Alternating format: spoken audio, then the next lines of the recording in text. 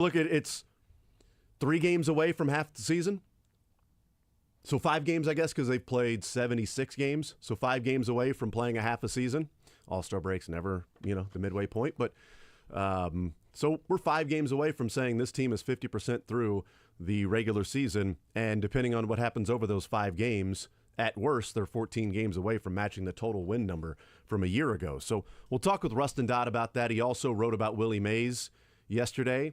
And Say Hey, the song that was written about Willie Mays, and kind of went through the history of that. That was pretty cool to read with the MLB game last night, Giants and Cardinals at Rickwood Field in Birmingham. So we'll talk with Rustin Dodd about a couple of different things coming up at noon. And we got the cuts before the show is over as well on this Friday. Thank goodness you're back, because the one thing I forget on Fridays are cuts. Is that right? That's oh the one my thing? Gosh, I am like 0 for 3 when I do Fridays and you're gone. I just every time. Well, 0 for 3 obviously on the show in totality, but 0 for 3 on cuts. I always forget. Always forget. It's fine. No, people don't care about them. They don't really look forward to hearing what took place in the cuts and things like that. So it's not a big deal at all. But luckily, that just means we have more for today. That means we all get to enjoy more cuts for today because we didn't waste it. We didn't waste the good surprise on Sterling. And then I'm gone, and you play the cuts that I'm involved in, and so fun. I don't get to hear myself being a dumbass. You're involved in every week's cuts, so it's really not specific. Just listen to your ear, like when you're talking. You can hear that. I was looking at it yesterday, Jason. It kind of equates to like Bill Russell and the Celtics when they have like all the records, and it's like, oh, Celtics, Bill Russell, Celtics, Bill Russell. It's like Sterling this moment is our cuts. I'm the Bill Russell or Wilt Chamberlain of cuts. Yes. Yeah. June 18th, there's 4 cuts from Sterling. June 19th, there's 5 cuts from Sterling. June 20th, we've got another 2 cuts from. This is interesting. Like every day, he's trying to just add to the record book. He's just trying to place his stamp on Friday at 1:45. Oh, I don't have to try, Jason. That's a good point. You simply are good at doing that. We'll talk some Royals today, 913-912-4810. We'll get into the Royals. But I wanted to start off today with last night in the game that was played at Rickwood Field in Birmingham that was originally scheduled to be a celebration that turned into, a memorial with Willie Mays and the huge number there behind home plate and so much talk about Willie Mays and everything. But it was still a celebration of the Negro Leagues and a celebration of Major League Baseball embracing more and more, recognizing, acknowledging more and more the impact that the Negro Leagues had, the ability of the Negro Leagues players to be able to play a high level of baseball. And obviously we know they could have competed and excelled and been some of the best players ever if they got a chance to play against the white players in Major League Baseball, because we've seen that happen at the time when integration took place and since then. So we know that's the case. So it was a cool sort of celebration about the records now being involved in Major League Baseball. But sitting there watching, and I've talked about this before, that I equate it to the NBA on TNT with Chuck and Kenny and Shaq, and oh my goodness, one of the best broadcasters, Ernie Johnson. Thank you, good God, and Ernie. Ernie. It doesn't matter the NBA game. Like the NBA game is immaterial. It does not matter. It's a placeholder for the pre, half, and post game shows on NBA on TNT, which is part of the travesty of that going away. And Charles Barkley saying, next year is going to be his last year on TV, broadcasting and analyzing games on a full-time basis. So I equated what I was watching last night to that. The Cardinals and Giants game, I didn't care at all about the game. I could not care any less about what was going on the field. It was I was enamored. I was just fully engulfed in listening to the stories of some of the players. And it's another element of Bob Kendrick showing how much of an absolute gem that we have here in Kansas City. I mean, it made me smile whenever Joe Davis was like, "You're not going anywhere. You're staying with us. That was awesome. Right.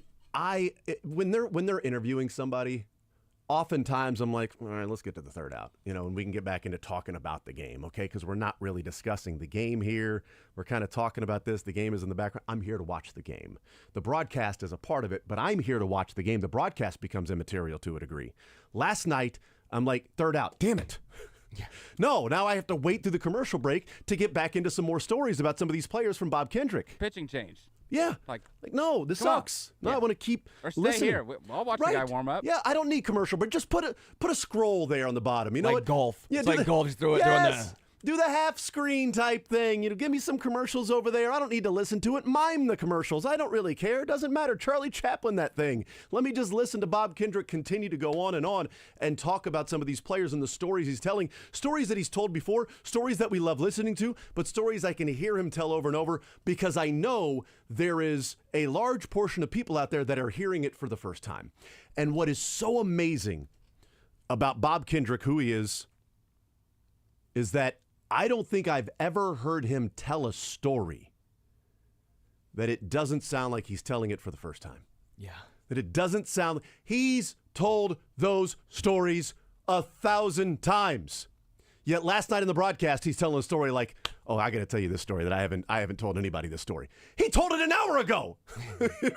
The same way he told it an hour ago. And he is an absolute gem and a treasure here in Kansas City. And as much as, we talk about like Patrick Mahomes and Bobby Witt and things that give us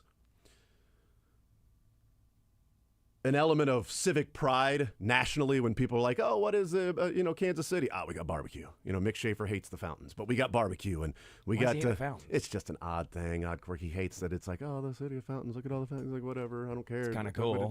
It's not to him, apparently, and so it's like, Chiefs and Royals are things that create the civic pride, but Bob Kendrick is moving up in that realm. And I was just sitting there listening last night, and it was a blast to watch the game. And there is zero chance I would have sat there last night and watched the Giants and Cardinals play baseball. There's zero chance. If that was just a game that was in St. Louis or in San Francisco, I'm doing anything but. I'm like, you know what? I got a night of no sports. I'm perfectly fine with that. Royals played an afternoon game. There's only one Major League Baseball game on tonight. The NHL isn't back until tomorrow night. NBA's done. I'll check in on some WNBA scores, but it's a night of no sports and me and the kids just hanging out. And then I'll get some other things done. We're getting ready to drive on Saturday and be gone for a week so I can get some packing and some things done. And I didn't. I just sat there and listened. And it was awesome. And I just... It's unbelievable how he can draw everybody in with a story, and the story's not boring.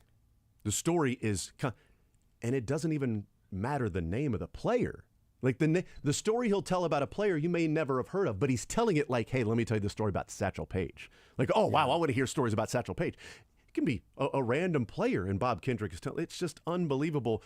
And there are rarities, like Patrick Mahomes as a quarterback being drafted by the Chiefs, once in a lifetime type thing.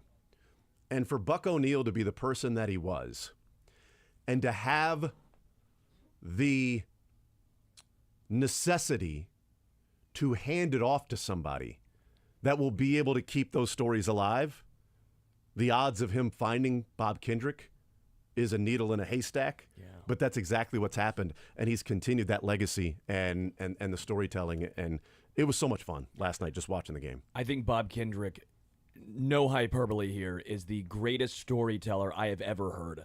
I don't disagree. Like, it makes it even better with the Kansas City connection, obviously, but just something about how he tells a story you're enchanted by. You can't stop listening. It's a great word. It doesn't even matter. Again, it helps that it's interesting. Mm-hmm.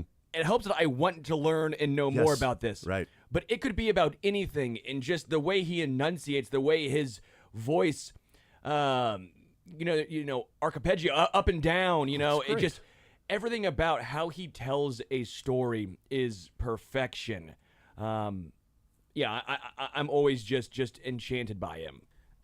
One of the cool things for me was the beginning of the game when they had all the legends come out on the field, because like in Jackie Robinson movie when they say one day we're all going to wear a 42. Yeah, like that was that moment Pee Wee Reese. Yeah. One day, Jackie, we'll all be out here, and they won't be able to tell any of us apart. Exactly. It's like, I don't think those guys probably imagined. I'm sure they did, and that's what got them through those tough times. But when they were going through the segregation and all those tough times, they probably never imagined a day where it would be celebrated the way it was yesterday, and that was awesome. Like, it was full, cameras, everything. Everyone was watching. It was the marquee game. It felt like everyone's games were before. Ours was before. It was the only nighttime game. Exactly. Yeah. And that's what was awesome to me. So I'm not a gamer. 20 years ago is when I stopped playing video games. And I know that because all of my video games are 04 that I still possess. It's all 2000 Tiger Woods 04. Oh, Tiger Woods 04. Actually, Tiger Woods 03 was the best Tiger Woods game of all time. But I would buy every one, like College Foot NCAA. It was all ended in the year 2004. Was it all for GameCube too? Because mine was all for GameCube. No, it was all for PlayStation. You're fancy. Yeah. I was a child, so I had GameCube. They're up to like what, PlayStation 2 now? Do they have a PlayStation 3? They're up to 3. Is it 3 or 4? Xbox went all the way to 360. It's crazy. 360? Wow, that's crazy. They did a full circle. They came all the way back to the original? Yeah. That makes no sense. They're 8-bit? That's weird. I don't know, but I love it. So I'm not a gamer. But I didn't know the implementation of the Negro League stories in MLB The Show. Okay. I did not know that until listening last night. Because I'm not a gamer, and any gaming news I don't typically pay attention to. Or I know people are pumped about college football, and if I still played video games, I'd be as pumped about college football because that was one of, if not my favorite game at the time. And in the fraternity house, I mean, that's what we played. All right, it was college. You had to pick your college football team, whatever it was. That's what we played. And so I'd be pumped about that, but I haven't played a video game in a very long time. Be thankful, Jason, because I was in that boat, and then they came out with this damn game, and now I have to go and get a PS5, and I didn't have to. See, yeah, I'm not in that boat. I'm in no man's land That's here. an expensive game for you, yes, Dylan. I am not in that boat, but I had no idea. So, the only video game I play, I still have a PS4. Just a loser. Yeah, no, I'm not that classy. I don't really play video games, too. but MLB The Show is the only real game I play because I just think it's fun. It's very well done. Typically, this year's been a little different, but the best implementation they've ever had was adding the Negro League storylines. They did it this year, and they added Bob Kendrick actually in last year. So this is 2 years in a row, and I was going to make a joke. I'm glad you actually brought this up because there's two storylines. They have the Negro Leagues Museum. Negro League's just storylines with Bob Kendrick telling. You learn about Toni Stone, one of the first women to ever play professionally, right? Mm-hmm. That was a really cool story. You learn about Josh Gibson, Satchel Paige, Buck O'Neil, Martin Dahiga. Like you learn about all these different players. It's very, very cool. And they also have a Derek Jeter one. I don't give a hoot. Which you're a big fan of, right? Again, maybe I'm not the target market here, but I skip through that. I don't care. I listen to everything Bob Kendrick has to say about it because I'm learning. It's almost like you're in school and you're sitting down learning more about the history of baseball. And I think that's one of the best things MLB The Show ever did was add Bob Kendrick and the Negro League so you can learn more about it. I thought it was really fascinating. So I was also learning in real time about that, about how big of a deal it is in the game. So, learning about, okay, so there's not just, okay, you can play with a Negro Leagues player, but there are these stories that go along with it, voiced by Bob Kendrick. And he's talking about going around the stadium, and he's like, I'm kind of a star. These kids are coming up and talking to me about, and they're hearing me and seeing me, and like, I'm not expecting to do that. And he told the story about being on the Field of Legends at the museum, and this group of people that were there, and he's given the tour to, and they come up to Satchel Paige, and each person at the Field of Legends he tells these amazing stories about. So Satchel Paige is on the mound, and he's telling a story about Satchel Paige and going through all the different pitches that he has, and he said, and he also has his B-ball, and he asked the group, and he's like, does anybody know why it's called the B-ball? And he says, 9-year-old kid raised his hand and was like, Mr. Kendrick, I know why it's called the B-ball. He's like, okay, why? And he goes, because Satchel Paige said, it bees where I need it to be whenever I need it to be there. Because of the game. Yeah. Because the 9-year-old knew about Satchel Paige's pitches because he played MLB The Show, while the group of grown men and women were learning in real time Bob Kendrick telling the story. That hit me in a different way because that's really they're playing the video game, But they're clearly learning something too. Like they're learning about the players. Like you learn about the players across the NFL and Major League Baseball and college football by just playing those games. And now they're learning about like the history of all the stuff. Like that was really good. That story hit home even more about, wow, this isn't just MLB The Show trying to sell some more copies, which is part of it. It's capitalism. But there is a true, real impact and effect of that this kid's walking around talking about, why Satchel Paige calls his pitch the B-ball and know exactly why it is. See, kids, tell your parents. Video games are apparently good for you. Apparently they're healthy. Yes, we're hooked on phonics in our house. We got some video games that goes along with it. Good luck trying to tell them how Call of Duty is gonna be helpful, but little man plays video games. I mean, he's got to answer some certain questions, and then he gets to play a video game that goes along with it. And then the rock launches over to the castle to try to knock it down, and now you got to answer some more questions before you get that rock again. Angry Birds or something? That's something along those lines. I have no idea what it is, but there's questions that go along with it for him to be able to play, and then he'll get a little time on some Roblox or whatever, but that's perfectly fine. But now, if they do more of this, they do more of information and learning and education that goes along with it. Yeah, let's get MLB The Show. I can't wait to crush your kid on MLB The Show live. I can't wait. We'll play online. I'm gonna crush your kid. I was gonna say, if you just mentioned crush your kid, I was like, he's got me as a dad. He's crushed every day. He wakes up just crushed. Damn it. Still not Patrick Mahomes as my dad. That was a great dream though. It's like kids that age, when you dream like in high school or college and you're like dating the girl you got a crush on. You wake up, you're like, no, damn it, no. He's dreaming of Patrick Mahomes and my dad wakes up. Dang it, still Jason. One day, I'm going to see him out in public, and he's just going to want to snatch me up and adopt me. Singing out of his window at night. Just one day. Shows up to Patrick Mahomes' gated driveway with the boom box. That's why we had to do the address switch and everything. Okay. That's exactly right. Yeah, Jason's I kid. didn't dox the Mahomes. My son found it out by playing MLB The Show. Oddly enough, that was weird that they just put that up there. Maybe there's too much information on that particular game. We'll take a timeout. We'll come back. We'll talk about what the Royals did yesterday, avoiding the sweep, the hands of the really, really good, vaunted Athletic A's or Oakland A's, not as athletic, but Oakland A's. And Geloff, who this year is one of the leaders for MVP, right? Isn't he? He's got like 30 home runs. He came into this series with 30 home runs, right? Well, of course he's above the Mendoza line, right? Or he came into the series with 4. So he almost hit as many in the series as he had all year. Oh, interesting. Maybe we'll talk about that.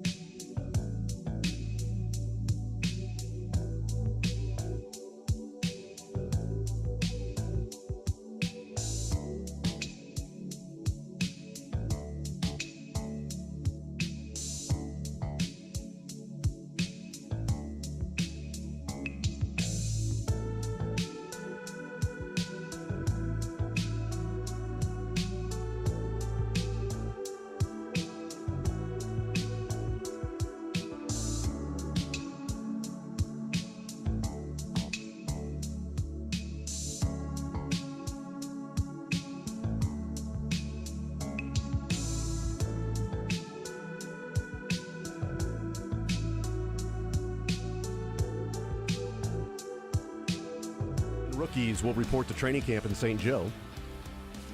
So a little bit of time. But we'll talk with Matt Derrick about a number of things going on in the NFL world. Obviously, the stadium star bonds with the Chiefs in Arrowhead Stadium. If they move west into whether that be Wyandotte or Johnson County, whether that be at Overland Park. And we had Ron Reichman Jr. on yesterday, and he said, well, the beautiful part about this is there isn't a set location or a county, that there are developers all over the area that are looking at sites to, present to the Chiefs. I'll just say it as a couple of those in Overland Park. As a selfish man, build it right by my house so I can just go there. I don't have free parking. Well, I could tell you, there's a nice little plot of land. It's not that big. I mean, there's a house that you'd probably have to buy for maybe double the cost of it, but I'm under the impression the owners are willing to sell if you want to put the stadium in that area. Roughly around 135th and Neiman. If you were to do that. It's around there / Quivir, just in that area. If you were to put it in that sort of 2-block radius or whatever, I do know of at least one family that would be willing to sell for double the price. So there's at least one spot that I would offer up to the Chiefs in Overland Park if they were to do that. So, well, I think they can build a stadium on just one plot of land. I think that really would work well. Just one plot for a house. Yeah, that should work. Yeah, I mean, our backyard, we've got I built a pitching mound for Little Man, so we've got the space for the infrastructure actually is already set. Yeah, we've got the space for his 46-foot mound.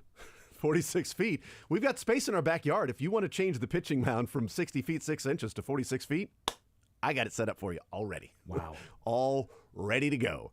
913-912-4810. So we'll talk to Matt Derrick about that, some other things. The 18-game schedule that's come up with ESPN did a survey of NFL players and whether they would be in favor, not in favor of an 18-game schedule, taking another preseason game away, 18 regular season, 2 preseason games.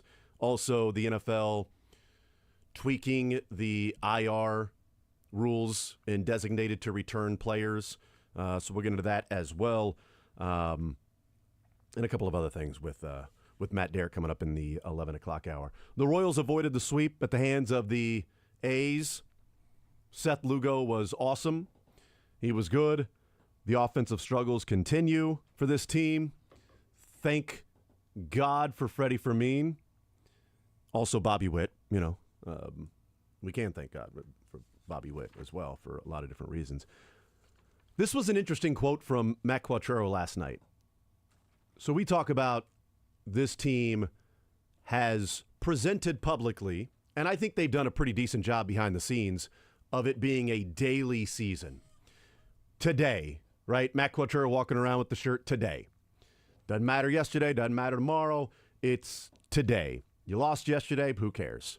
You won yesterday in walk-off fashion, who cares? It's all about today. Take it one game at a time and be as literal as you can possibly be. It's easy to say when you're playing good baseball, when you aren't on an extended struggle, or you're on a winning streak. But if you're, hey, you know what, we're winning 3 out of every 5 games. We're winning 2 of 3. We can take it day by day. Oh, we lost, but that's okay because, we lose and we win 3 in a row. But when you're going through this stretch where you're 2-8 in your last 10, and you're getting beat pretty good in some of these games, and back-to-back losses to a team you shouldn't be losing to. You shouldn't lose that series. So we talk about how much that starts to sort of build on the team. If it does, do they start to press? Does the offense then start to go, well, I got to make a play. I got to be the one to come through here. Salvi sort of regressed to a degree of, chasing those pitches, the strikeout rate ballooning into 25% over the last, couple of weeks or whatever. Here's Matt Quattrero. He was asked about Bobby Witt's home run there in the 8th inning. The first at bat of the 8th inning after a 2-out, nobody on, double home run, tied the game, and it was, oh God, here we go again. Lugo was brilliant and maybe going to throw a complete game shutout, and now one pitch does it, and now he's out of the game. Here's Matt Quattrero talking about that at bat from Bobby Witt. Yeah, these guys pitched really well. The A's guys pitched really well. A ton of cutters, sliders that looked a lot like the cutters. And, Bobby, I know he was frustrated with himself these last couple days, and I think he took some aggression out on that one and kind of hurt our hand coming back through the dugout, too. But really happy for him. and it's a huge spot for the team, which is what he cares about. It's a small thing that he brought up there, but to me, that sort of resonated a little bit. That he came back to the dugout and was almost breaking our hands because he was letting out some aggression and some frustration after that hit. It's not just Bobby, though, right? When that 2-run home run happened, there had to be in that dugout of, oh, my God. We're not going to get swept by the freaking A's. Like, no way. And the first batter of the inning, and oddly enough, as it turns out, the last Royal to get on base. Yeah. Bobby Witt hits one 430 feet and lets out the aggression. Now, the bullpen had to come through and hold it down the last 2 innings, and they did. Zerpa was really good. Stratton came on and did what he had to do. Zerpa going from a guy that, hey, he's a loogie. Maybe not loogie. You can't be a loogie anymore because you can't be a one-out guy, but a lefty specialist. So he's going to be a guy that's going to face lefties, and they kept throwing righties up there and righties, and it's like, hey, we're going to leave you in to get the job done. And he performed better than at the beginning of the season I would have guessed he would have if he was in there and they kept throwing right-handers up there. But for Bobby Witt to have that hit and the Royals to hold on, I imagine there had to be some form of a pretty deep exhale of the team to, okay, we got the win against the A's. Let's get the hell out of here. And let's get ready for the Rangers tomorrow night. Let's head to Dallas. And we didn't get swept, and we're not playing great baseball, but we found a way to win this game when the offense has been struggling.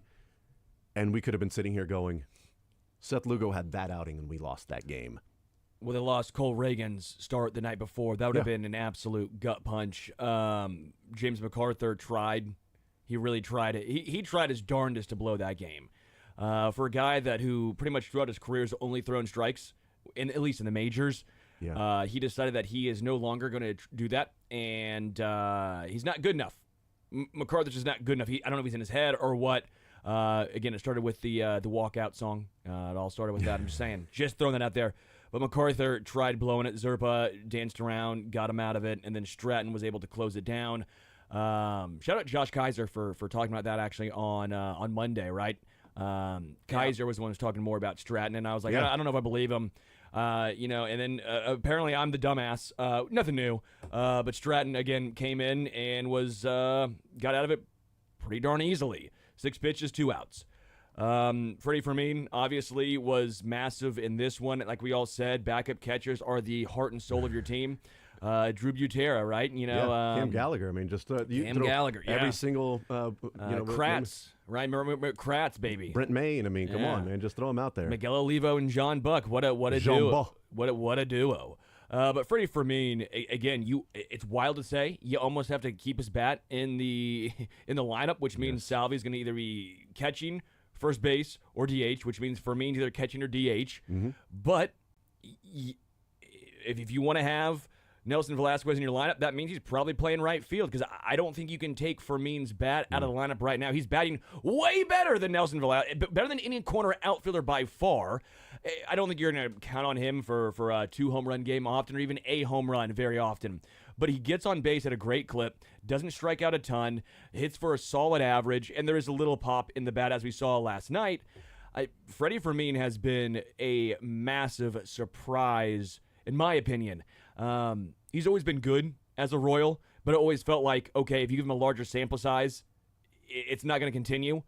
But he keeps getting thrown out there, and the numbers he keeps putting up, he keeps producing.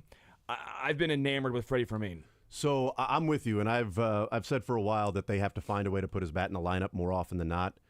And Matt Quattrero said that last night, that, hey, that's why we're getting him in the game. We got to find a way, got to find a spot for his bat in the lineup. It's one of the reasons why you carry a third catcher on the roster right now in Nola, so that you can have Freddie Fermin out there, you can have Salvi out there at the same time, and you're not thinking that maybe MJ Melendez has to go and pick up the catcher's gear or whatever, or you got to take your DH out of the game, and now you got to put a pitcher there, or not DH out of the game, but you got to put your DH into the field. And so the way he is swinging the bat, it is on Matt Quattrero to find a way to get him in the game. In the last 11 games, he's played in 8 of them. He's played in 10 of the 11, but a couple he's come on late to play catcher. But as far as starting and playing the game, 8 of the last 11 games, he has participated in, 2 of the last 5 have been as DH. So Quattrero is now looking at, especially when Hunter Renfroe went down. So Quattrero is looking at it and saying, we got to find a way to keep Freddie Fermin's bat in the lineup. And I don't think it's a small sample size thing. So I started keeping track of this last year. And I will, continue to keep track of this. August of 2022. I would love to know what happened with Freddie Fermin. But August of 2022 is when his career changed. He had been in the minor leagues with the Royals. He had been at AAA. He'd been an okay player. He got a 3-game stretch with the Royals in July or June, whatever it was, that he didn't get a hit. Played in a few games, played in 3 games, 7 at-bats, no hits. 1 run, though. Yeah. Struck out 3 times. Was on base a couple of times only because of fielders' choices and things like that. Yeah, He didn't actually get on base clean. So 0 batting average, 0 on base, 0 slug, which equals a 0 OPS, oddly enough. August of 2022. The rest of that year, for whatever reason, he went down in Omaha and ended up batting 400 in August and September. Then he went to the Venezuelan League that winter. And in the Venezuelan League, he batted 400 in the winter.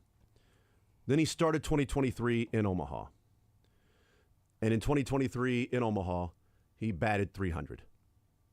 And then he came up with the Royals in 2023, and he batted 280. And he had a 780 OPS. And he's continued with the Royals this year, and he's got an 800 OPS, batting 303 right now. I don't think it's a small sample size. Going back to, now this is different levels. It's AAA, it's Venezuela, and it's the big league. So this is a combination, all right? But since August of 22, he's played in 215 games. AAA, major leagues, 115 of those are at the major league level. So 100 games between AAA, and he played 45 in the Venezuelan League that winter. So, 55 in AAA, 45 in the Venezuelan League, and 115 in the big leagues. This is combined. So some of it might be inflated by the fact that he was, really good and started to show that he's a big leaguer and not a 4A player because he was destroying minor league pitching and in the Venezuelan League.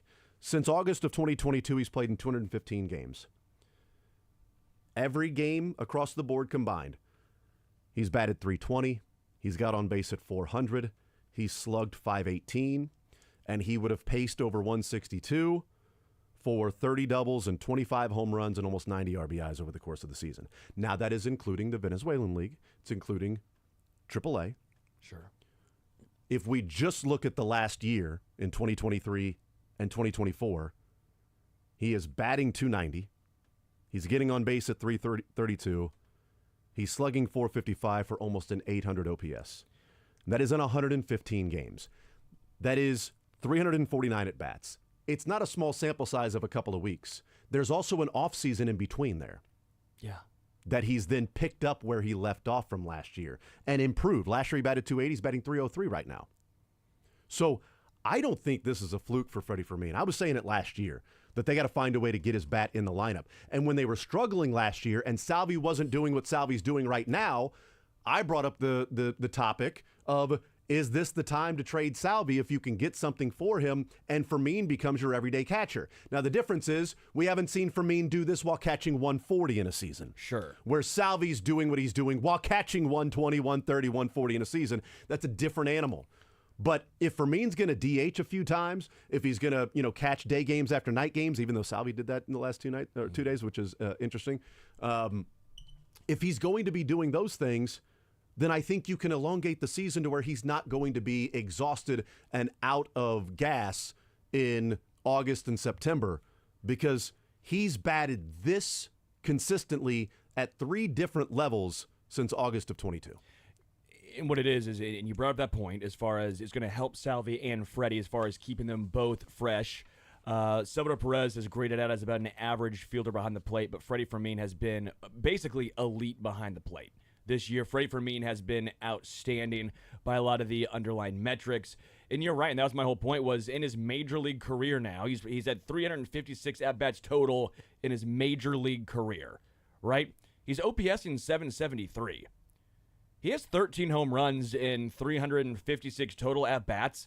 Again, that's not crazy, but you have a full season. That's about 20 home runs. It's about 20. It's 24 doubles and 19 home runs and about 70 RBIs. I mean, you're going to take that. Yeah. Look at the rest of the Royals. That's your number 5 hitter. 20 home run hitter as a catcher? Yeah. I mean, we saw Salvi do what he did. That's not typically what you're seeing from catchers to hit, We're spoiled when we see what Salvi does, yeah, right? Especially if it's a catcher hitting 20 home runs and batting 280. Yes. Or 290. You have the occasional Mitch Garvers and the Gary Sanchez. Real Mutos that are just offensive. But even those guys, a lot of studs. times. Rushman. Like Gary Sanchez would hit 35 home runs and bat 210. Yeah, I see what you're saying. I see what you're saying. Yeah, the long ball, but batting 200 to get there. Fermin is an all-around really good player. He's faster than you think. He's not a necessarily slog on the base path. He's not clogging them up. I've been very impressed with Fermin. I'm sure the Royals are too. You never expect a guy who's now 29 years old to all of a sudden become a focal point, but it's almost a little Whit Merrifield-esque where it's like a great minor leaguer. How can he eventually take that next step? Is he a quad A player? And then Freddie has shown, no, I can get it done at the big league level. Again, never thought I'd be saying at this point in the season, you have to find ways to give Freddie at-bats, consistent at-bats, because he's been that damn good. He's played 118 games in Major League Baseball, and he's got a 3.6 WAR in 118 games. He's second on the Royals this year in WAR, behind Bobby Witt. An all-star. He's got a 2 WAR already this year in not as many games as other guys have had to produce. Other guys have had more opportunities to produce. He's played 45 games this year, and he's got a 2 WAR already. I mean, it's looking at 8? That would get out to a 8 or 7, 6.5, 7 WAR over the course of the season if he's got 2 in 45 games. If you're looking at a 162, obviously he's not going to play 162, but that's how good he's been with this team. And I love to hear Matt Quatraro and saying, we got to find a way to keep his bat in the lineup. You do. You have to find a way to keep his bat in the lineup because he has been this year your second best overall player in terms of offensive and defensive WAR at 2. I can make a case he's been your third best hitter. With the struggles Garcia's going through right now, and another slump that he's had, Vinny's up and down and a lot more down. It's been Bobby, Salvi, and I think you can make a pretty strong case for Freddie. Oh, I think you would for sure say Freddie's been the third best hitter for the Royals this year. And by the way, just going with WAR so people have a little better understanding. A good player for a season's 3 to 4 wins above replacement. An all-star typically is 4 to 5 wins above replacement, and then the Bobbies and the like is about 6+, right? So what Freddie has done has basically been an all-star level player since he's been in the majors. Yeah, so he would be pacing right now if he played 162 for a 7.2 WAR this year. That's how good he's been. Keep him in the lineup. Find a way to do it. When Renfroe comes back, it's going to be a little more difficult. But as long as he keeps hitting like this, which I believe he can, I thought it last year, and I'll continue to think as long as he keeps doing, he's batting 300 now this year. I think Freddie Fermin, what he's doing right now, is close to the player he can be if he played every day. We'll take a timeout. We'll come back. More Zone next.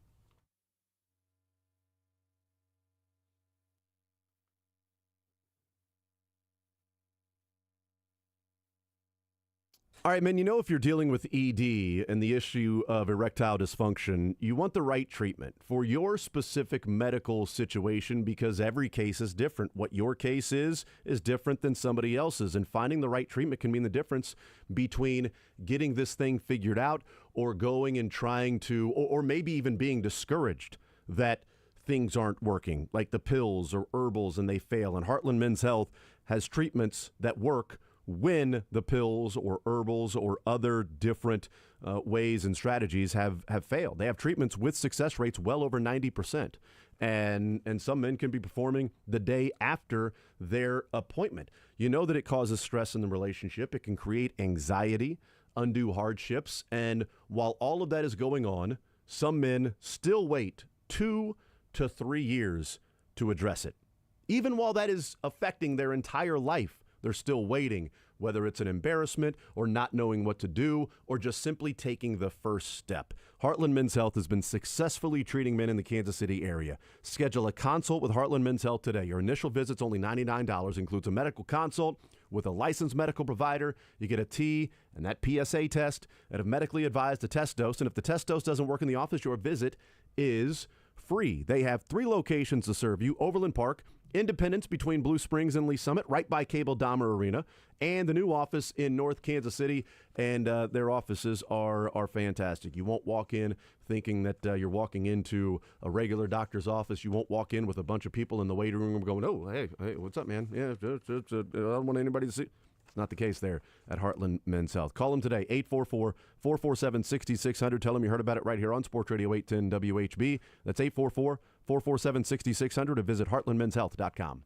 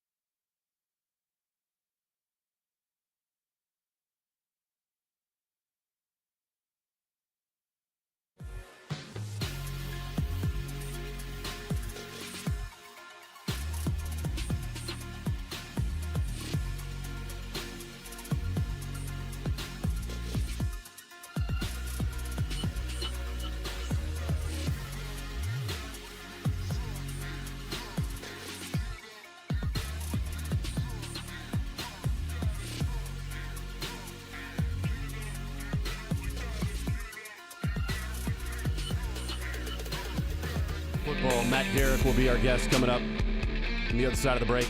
Chiefs Digest 41 is the Mike podcast. We'll get back into some baseball at noon. Rustin Dodd from The Athletic. We'll talk with him about this Royals team, what he's seeing from this Royals team, and the staying power, what's different. It can't just be that they signed a couple of pitchers and then things have changed, but philosophically, organizationally, making that change from Dayton Moore to J.J. Piccolo, and then J.J. Piccolo finding new ways of going about running his organization. It wasn't just, well, this is how Dayton did it, so I'm going to do it's going to be the same org chart. We're going to do all these things the same. No, there's so much of a complete and total difference from what it was before. So we'll talk with Rustin coming up at noon, but Matt Derrick coming up next.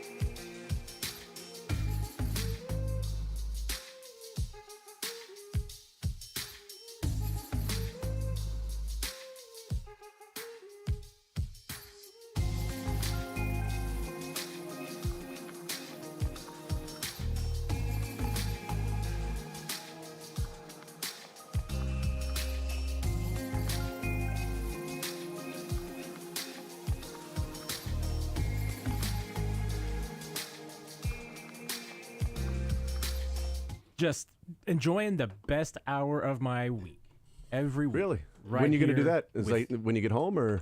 I would rather spend my hour on Friday with the two of you, the three of you, with Dylan, of course, Thank than you. with the finest people in Kansas City. Sarcasm. That's so great. That was So we're not- serious. I thought So you were we're gonna not say the out of- finest people in Kansas City, though. Out of all of my hours during the day, hanging out with you guys for this is one of them. I spent last evening in the company of Sorin Petro and the Curtis Siebelts of the God, I wanted- world I and wanted to Frank go to that. And you Bowles. still chose us. I wanted to go to that so bad. And this is still, the best hour of my week. Let me start with that. How was that last night? It was enlightening. That's awesome. Really enjoyable. I know it's streamed online, so you can Yeah, still I go know. watch it Yeah, I and everything. know. But it was great. And I guess for people not, if you've heard it on the air. Yeah, we talked promotions and with everything. Cynthia but- yesterday, but at the Linda Hall Library, Yeah. was it technology and tradition. and tradition? That's right. Yeah. The analytics and the NFL revolution that has taken place, and we talked with Cynthia about what they'll be some of the conversations and things like that. But her as a moderator and getting everybody involved. But I need to go and check it out. I had planned on attending. But then plans change with travel schedules and kids and everything, and Exactly. so could not make it last night. But it was good. It was fun. It was great. Really was. Some very interesting discussions, and that's the thing is that, I mean, that was to me. Blah, blah, blah. I'm speaking English now. Oh, you're good. No, it's fine. I had like 15 thoughts going through my head. I want to say 15 things at once. It was really that to me, it was really that enlightening because I feel like that there hasn't been a lot of nuance and gray area discussed, and maybe marrying the two topics of tradition and technology allowed for that. And Tim Grunhard certainly set the tone because Did he like punch somebody or? he set the tone with tradition from the very beginning. I see. He had Cynthia playing linebacker at one point, doing examples. That's pretty cool. But and Tim kind of talked about it from the old days about the technology was had film, that was what you had, and now you're able to go through it so much faster. You're able to watch so much more the players can than they used to. But now with the data side, and that's where I think that it really gets murky because when we're talking about data, I think a lot of fans and a lot of media we get sucked into just what's publicly available. And the reality of it is that those publicly available tools, I mean, teams may use versions of them, but they don't use, for the most part, any of them. I mean, there's a lot of teams that subscribe to PFF and they use their grades, or at least, they use them as maybe a checkpoint and everything to see how, maybe comparison to what they're doing, see if there's things that they're missing. I mean, that kind of thing. But, when you're talking about like fourth down percentages or, whether you should go for it or, win probability added or expected points added, teams may have their own versions of those, but the ones that we're looking at aren't the same as theirs. And at the same time, those are only a fraction of the data points that they have. Because, when the teams are talking about it, I mean, a lot of it is, load management was a great big topic last night because, they use the data to manage players through practice. I thought that was just weaklings in the NBA load Not management. just NBA. So you're saying not just in the NBA. So you're saying like Travis Kelce going from 95% of the snaps down to like 78% is like a load management type thing? That's weird. I thought he was a tough guy. And it goes into practice. It's the, hey, you know what? Your times, this, your measurements last game, things like this, were like a little bit lower than they were. Yeah. So you know what? We're going to back off you this week because obviously you need to restore a little bit. You need to rest up. One story I had not heard, and this was a Mike Pennell story about Mike Frazier, who's the analytics guy, leader for the Chiefs. I mean, he's considered one of their coaches. I mean, he's on the sidelines. I mean, he talks to the players. He's Obviously, like our Ernie Adams, essentially. Exactly. You know what? Patriots, Ernie yeah. Adams came up as a topic last night. He was there? He was not there, Oh. but they were talking about Ernie Adams and about him being the real true mastermind behind Bill Belichick. That's right. Absolutely. And Bill but- Belichick was like, I hate numbers. Ernie, enlighten me on all these different things. And Ernie's like, I thought you had, okay, we won't just say these are analytics. We'll just say Bill hates those, but I'll just give him information. Anyway, go ahead. And Mike obviously told the story about that everybody knows that, Saturday night before the Super Bowl, Frazier comes in and goes over with the entire team about the overtime rules. And here's what we're going to do in every situation. But he also told the story. It said that Frazier came in at halftime of the Dolphins game, the playoff game, when it was so cold. and was like, hey, guys, make sure you're not wearing too many layers. Here's the shirt that you need to wear. I mean, it was going into the analytics of, what you need to wear to be able to perform your best. The sports science and of it, the science of Not it. the, And we're hey, talking about how, the Dolphins were moving around stiff because they had too many layers on. Hey, and Mike, the wrong clothing. This is what you're adding. This is the weighted value that you're adding as a defensive lineman. Those are the analytics. Instead, it's like, no, it's the sports science. This is the shirt you should be wearing to get the most out of whatever your body function is going to be for this. Is not something that we think of when we talk about the numbers and the analytics of the game. Yeah. I mean, and, once again, we look at, and some of these publicly available numbers are, they're big picture numbers. They're not necessarily the things that the teams are looking at because, teams are going to be looking at, okay, wait a minute, here is how fast this particular player gets off the line of scrimmage on maybe our left tackle. So, you know what? We're going to run a play. Maybe not going to run it here because they've got an advantage on that side when that player's lined up on our tackle. So maybe we're going to go a different direction. I mean, those are the nuts and bolts that they get into. And even if they do use EPA and WPA and some of these things, and every team's got a different calculator for fourth down and a different philosophy. And one of the things I was talking to one of the panelists afterwards, and he said, really, because I asked him kind of, about the fourth down, calculations that are out there. I mean, ESPN's got one. There's ones online. You can find them everywhere. They're all a little bit different. And it was like, what's the difference between the publicly available tools and the ones that the teams use? And he's like, the team ones have much more nuance, much more gray area, because there's a much wider area for coach's discretion. Because he's like, some of the ones that are available publicly, the line between go for it and not go for it can be razor thin. And in reality, it's a much wider window. I mean, and we've seen it. I mean, sometimes these publicly available tools will say, well, there's a 3% better chance of winning if you go for it than not go for it. So you go for it. That's the 100%. You go for it because you have a 3% advantage. Whereas the teams tools are going to say, well, you know what, it may be more like a 10% wide, where it's more coaches. You chance, and it may be even bigger than that. Well, I mean, especially given the opponents and the situations and everything. There's a much wider area for a coach discretion because.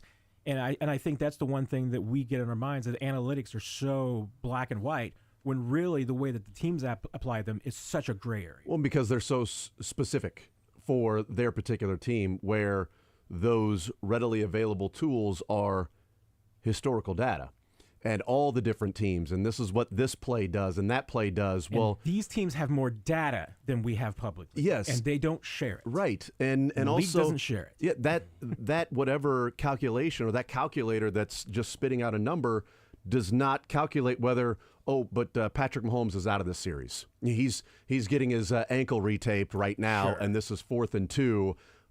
It's Blaine Gabbert in the game. Well, the bot says go for it. Well, Football Smart says go ahead and punt it away and let your defense go to work because the guy who would be the reason we would go for it is sitting over here getting his ankle taped. They always come up with like these 2-point plays going into a game, right? These are the things that we really like. Give me your best play on 3rd down and 3, all right? I want your best play right now. Your game-winning play has got to be your best one right now. What if you've had 2-point conversions? You've gone for 4th down 3 different times. You've gone through 5 different plays that you feel comfortable with. And now it's 4th down and 2, and it's like, you know what? The way we're playing, I don't like what we've got left here. We've already used these. I don't like what we got left. We're going to punt it because I don't feel comfortable doing. But the bot says to go for it. That is a surrender index of 85%. Well, I think what it is weakling. We look at it on a macro level while the teams look at it on a micro level. Yeah. I think that's the biggest difference. Yeah, because those 3% increments over the course of the season could result in 1 extra win.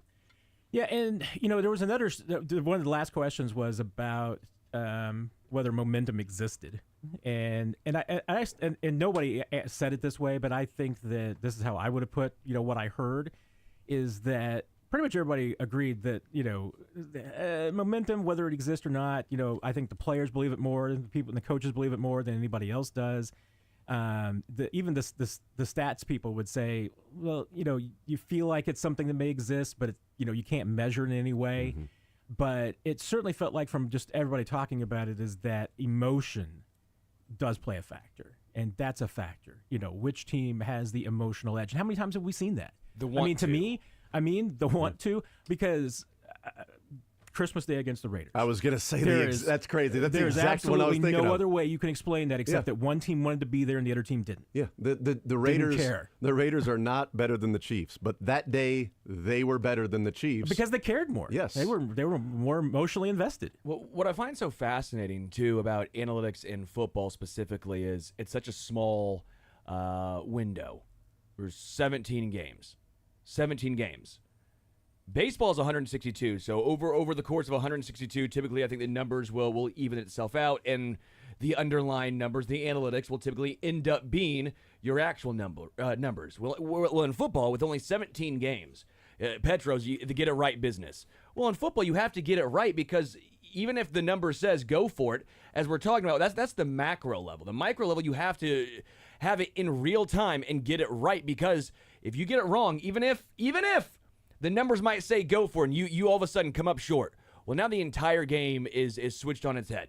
You don't have the extra 150 games, 145 games to make up for that one mistake. It's what Brandon Staley ended up finding out. Brandon Staley played by the numbers. It didn't work.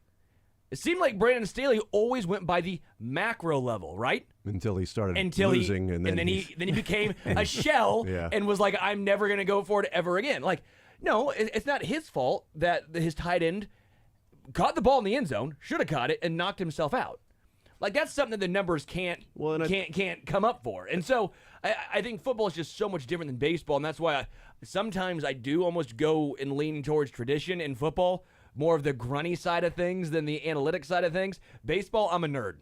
I'm a nerd in baseball. Football side of things, I'm more of a traditionalist, I feel like. And Cynthia Friedland had a great point, and because Brandon Staley came up, and the conversation was, yeah, he pretty much went, was very aggressive in year one, and then year two, he started backing off, and when you start picking and choosing, then you kind of lose the advantage of going for it.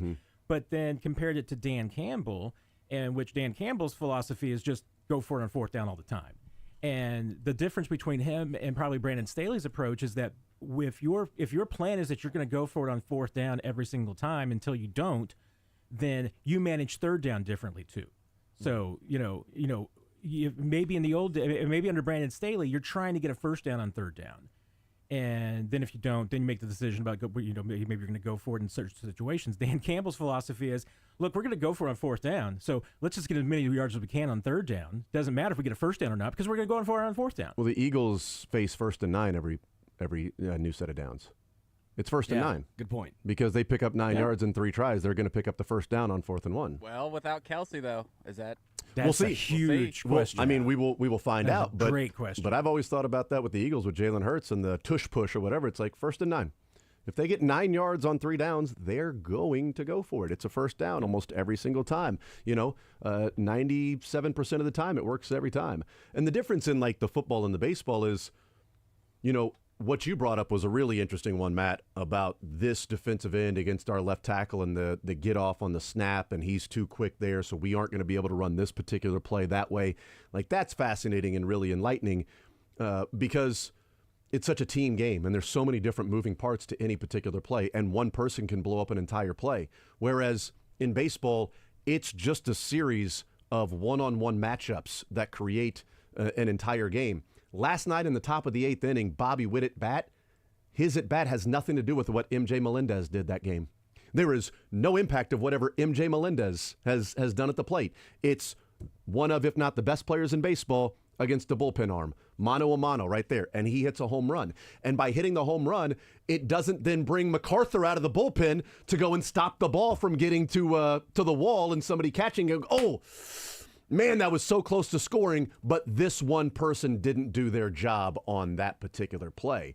And that's what makes it so difficult in the football side of it, to where you can look at more the macro of, okay, over the course of the season, this is what takes place, where you can look at the macro and the micro in baseball of going, this lefty-righty matchup, and this particular player against right-handers, or this specific batter against left-handers, this specific pitcher against righties or lefties. This is what they've done over the course of the season, so I can get the most out of this one individual matchup right now, and I'm going to shift and put guys in places to make it even more advantageous to win. Well, it was why when they faced Tristan McKenzie, I thought the Royals were gonna pop off, and they did, just based on that style, the fastball, the average exit velo, just all that stuff. You can find that in baseball.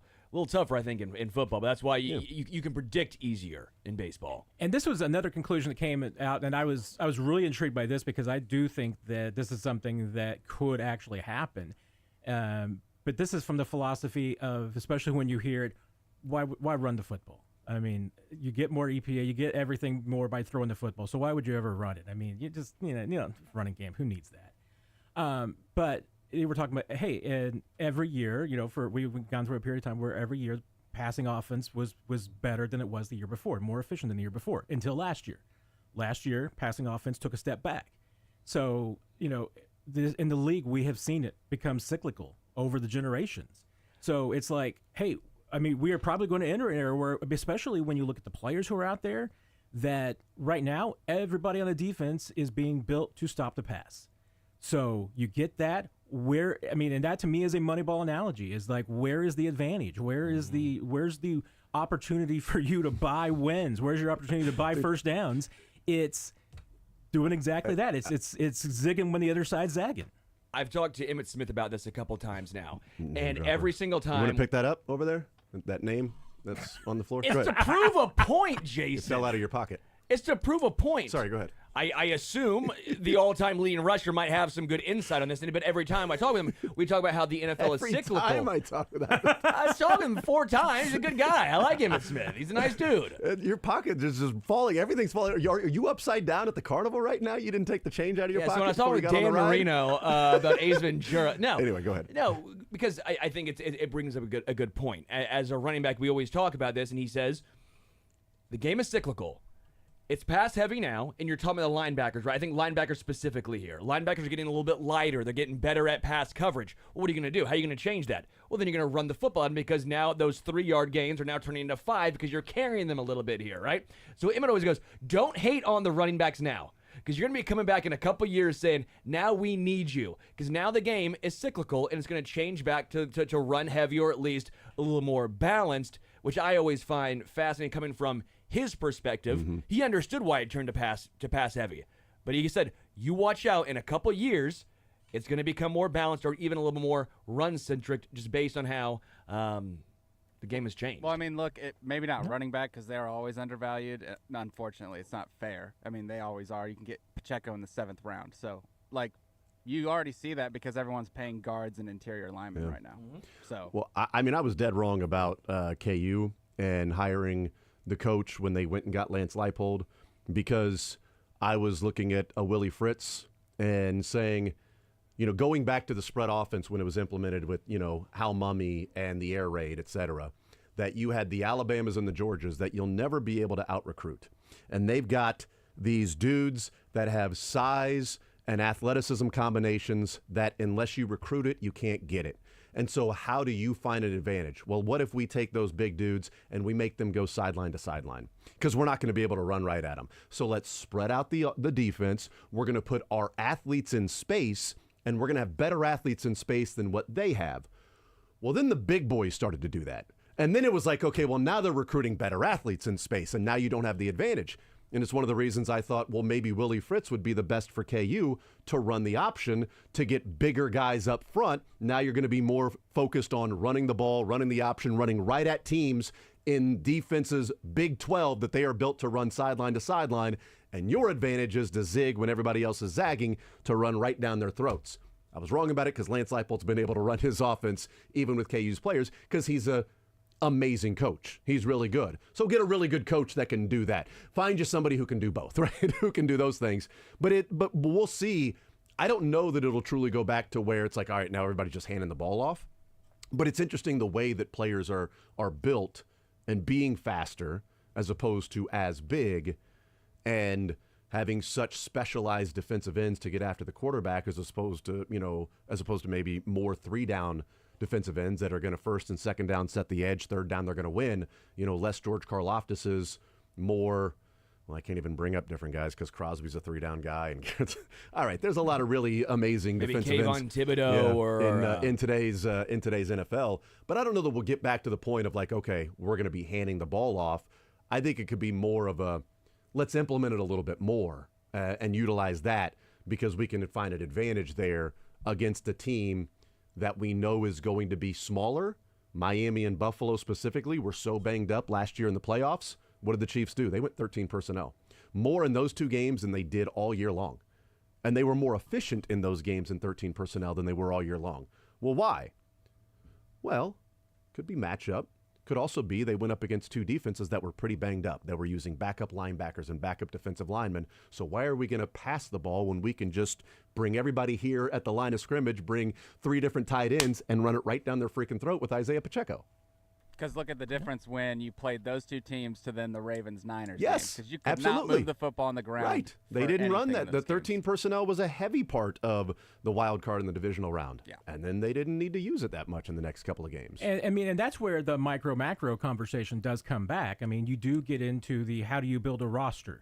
You know, what is your playing style going to be? I mean, those are macro views, and that gets a little bit closer to, you know, the data that at least the public has available to us, and the fans and the media and what we see.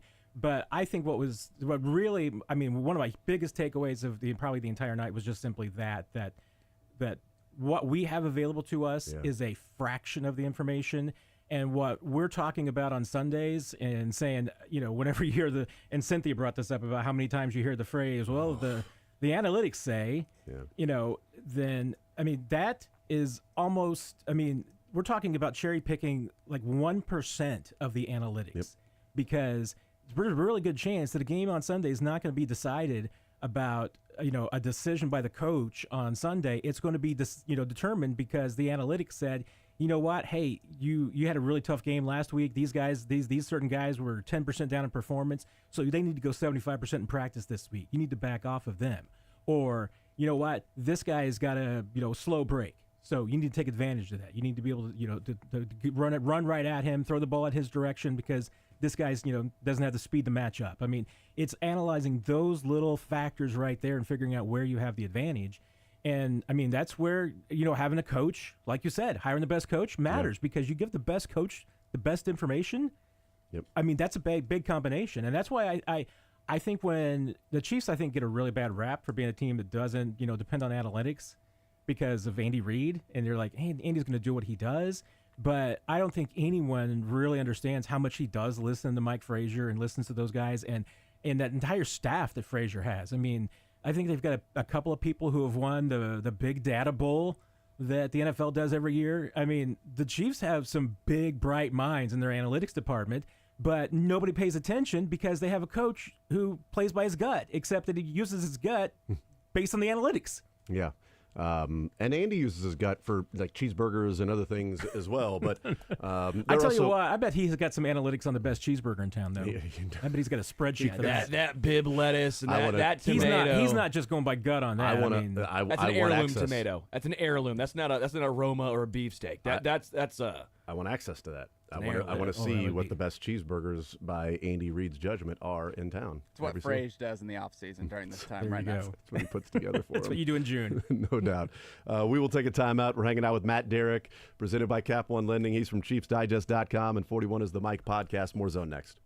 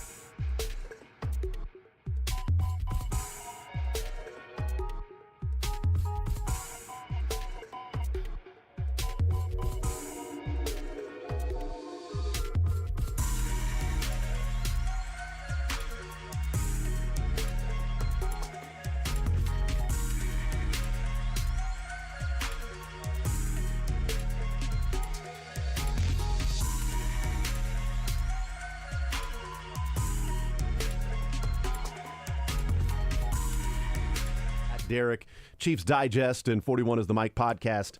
All right, Matt Starbon's passed on Tuesday there at the legislature with Kansas, and we'll see what Missouri ends up doing in some sort of an offer. They'll have something to eventually, offer. we assume? Eventually, I do think they'll have something. But what was your reaction and takeaway to, I guess, even the overwhelming support for it, getting the supermajority in both, the House and the Senate? Yeah, I was surprised at how quickly it went. I thought it would take at least maybe a couple of days. Didn't think it would just be pretty much 1.5 for it to get done. I mean, I saw, I think, a headline on Tuesday that said, divisions show in Kansas legislature over star bonds, and then that day it's done. Was there? So I don't know if I saw that much division. It was like the AFC West when it comes to divisions. Yeah. There wasn't much competition. I mean, there's a lot of momentum going one way right now. And Yeah. I mean, just speaking from the Chiefs side of things, I think the Royal side just looks a lot more complicated. From the Chiefs side of things, I mean, it's clear. I mean, even from the very, lines that they use, scoop and score. That's not a baseball term. It's Kansas wants the Chiefs. So I think that looks like absolutely clearly the number one priority. And the proposal that they have, at least the outline of it on the table for the Chiefs, is pretty darn good. I know Mayor Quentin Lucas in Kansas City on the Missouri side said, hey, it's still the first quarter of negotiations. Well, but the problem is Missouri's down 24-3 at the end of the first quarter. But it's not the first quarter. They've already had a vote. Like, Missouri's already had, there's no way it's the first quarter if you've already gone through a lease, negotiations, a site, renovations for the Chiefs, put it on the ballot, and the people said no. That's not the first quarter. That's like the third quarter. And I'll give a little because bit the game of, was over if they would have said yes. Yeah. If the vote was yes, that's ball game. So it can't be the first quarter. I'll give a little bit of leeway to Kansas City, Missouri, because at least they, as an entity, had to let Jackson County do their thing. Mm-hmm. But the other entity that's part of this is state of Missouri, and the General Assembly has gone nowhere on sports wagering. The voters are going to have to take that in their hands this November. They've turned in. And notable, last month when the group trying to get it on the ballot turned in their signatures, and I think they needed 160,000, and they turned in like 300,000. So I mean, it looks like unless some shenanigans get pulled, it's going to be on the November ballot. But when they turned in their signatures, there were 3 mascots that showed up in the state capitol to help them. One was Slugger, and the other one was KC Wolf. So, I think Fredbird was there too, but. I mean, that tells you, these two teams are still invested in trying to stay in Missouri in some way, at least leave that opportunity there. But I think Missouri and whichever local entity that gets involved is absolutely behind the 8 ball because this is an incredible offer that Kansas has. I'm not sure there's going to be a better one on the Missouri side. That said, there's 8,000 things that need to happen. I mean, and there's a lot of decisions that still need to be made. They have to get a development agreement, find a site, all those things. There's a lot of things that could still go haywire, but Kansas has got a lot of momentum. I mean, I would think, and I said it the other night, and I'll stick by it. I mean, right now, I'd say it's 90% on the Kansas side. That's probably where the Chiefs end up. I put it at 80-20. Sterling had 60-40. Dylan said 80-20. I said 80-20. So 90-10 is, as bullish as it gets right now. I thought it was more likely than not the day after the vote. So on that Wednesday after the vote came back no, I said, all right, well, my prediction moving forward, if we're all going to guess what happens now moving forward, what happens in the future, my guess is the Chiefs are in Kansas and the Royals are downtown somewhere. I don't know if that's in Clay. There'll be a skyline of some sort of a downtown building, a sight line, whatever you want to call it, that you'll see, in right field, left field, wherever they put it. There'll be something along those lines. They'll be near there. That would be my guess. The only reason I'm 80% there is because there's so many different hoops, and I think there are some advantages on the Missouri side. You don't have to acquire the land if you're the Chiefs. You know where you're going. You've got the nostalgia, the history, all of that stuff. So you've got some of those things. Kansas has the advantage in that it doesn't have to go on a ballot. You don't have to vote for it. They don't have to go through the campaign and spending millions of dollars to try to get a yes vote that's out there. And you probably feel pretty good that if you get this thing built, you get a Super Bowl.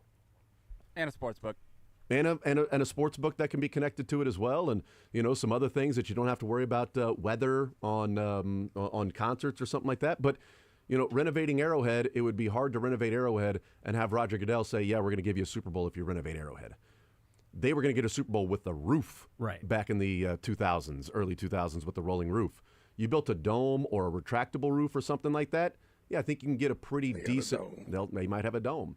Roger Goodell, now that the Chiefs, are they now on the list of Super Bowls? They got a dome. Well, I guess that's a yes then from Raj. I mean, based on everything the NFL has ever said, if Kansas City gets a dome, it's getting a Super Bowl. Mm-hmm. I mean, that's just the rule. That's the tradition. It's tough to walk away from. Yeah. If you're the Hunts to have. So it's like, oh man, Clark Hunt, his dad loved Arrowhead. You can't walk away from Arrowhead Stadium. His dad loved it so much. There's all those memories. Imagine what his dad would do to host a Super Bowl in Kansas City. What would his dad do to host a Super Bowl in Kansas City?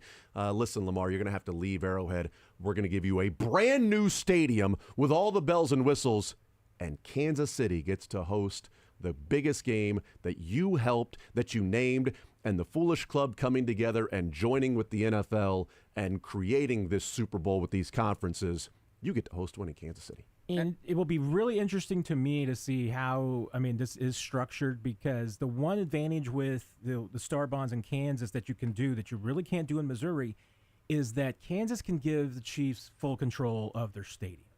Because, Wyandotte County doesn't own the Speedway. International Speedway Corp. and NASCAR have owned that. So, in Missouri, you build it with taxpayers' money, it's going to be an entity of some sort that owns it. Jackson County, Kansas City, Missouri, North Kansas City, Clay County, whatever it may be.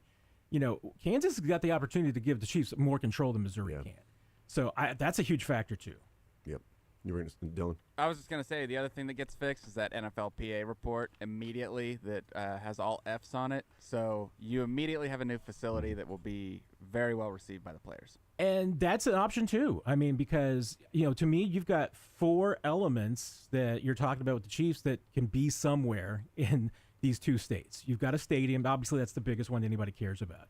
You've got a team headquarters, where all your employees are going to work. Mm-hmm. You've got a training complex. Those all 3 don't have to be in the same spot. Right. And then you throw in a training campsite. The Chiefs could absolutely stay in St. Joe if they want to and have a stadium in Kansas. Unless, Kansas puts in some poison pill or something that says you have to put all of this in Kansas to get the money. But I think that, the Chiefs would be wise to at least be able to keep their options open. And if they could still keep a footprint of some sort in Kansas City, Missouri, it'd be great. If they could say, hey, we're going to keep our training complex, team headquarters on the Kansas City side. We'll play on the Kansas side. We'll be on the Missouri side for everything else. That would be a great solution to a degree. It would be an opportunity. But, but once again, there's 8,000 things that have got to be figured out with this. We'll take a timeout. We'll come back, continue rolling. I want to get into a couple of things specifically with the Chiefs and players, et cetera, some other things going on in the NFL, and survey from ESPN to the players about an 18-game schedule, which has, more momentum. They also have changed a little bit, tweaked the IR, designated to return rule in the NFL. We'll get into some of those things with Matt Derrick, ChiefsDigest.com. 41 is the Mike podcast presented by Cap One Lending. More Zone next.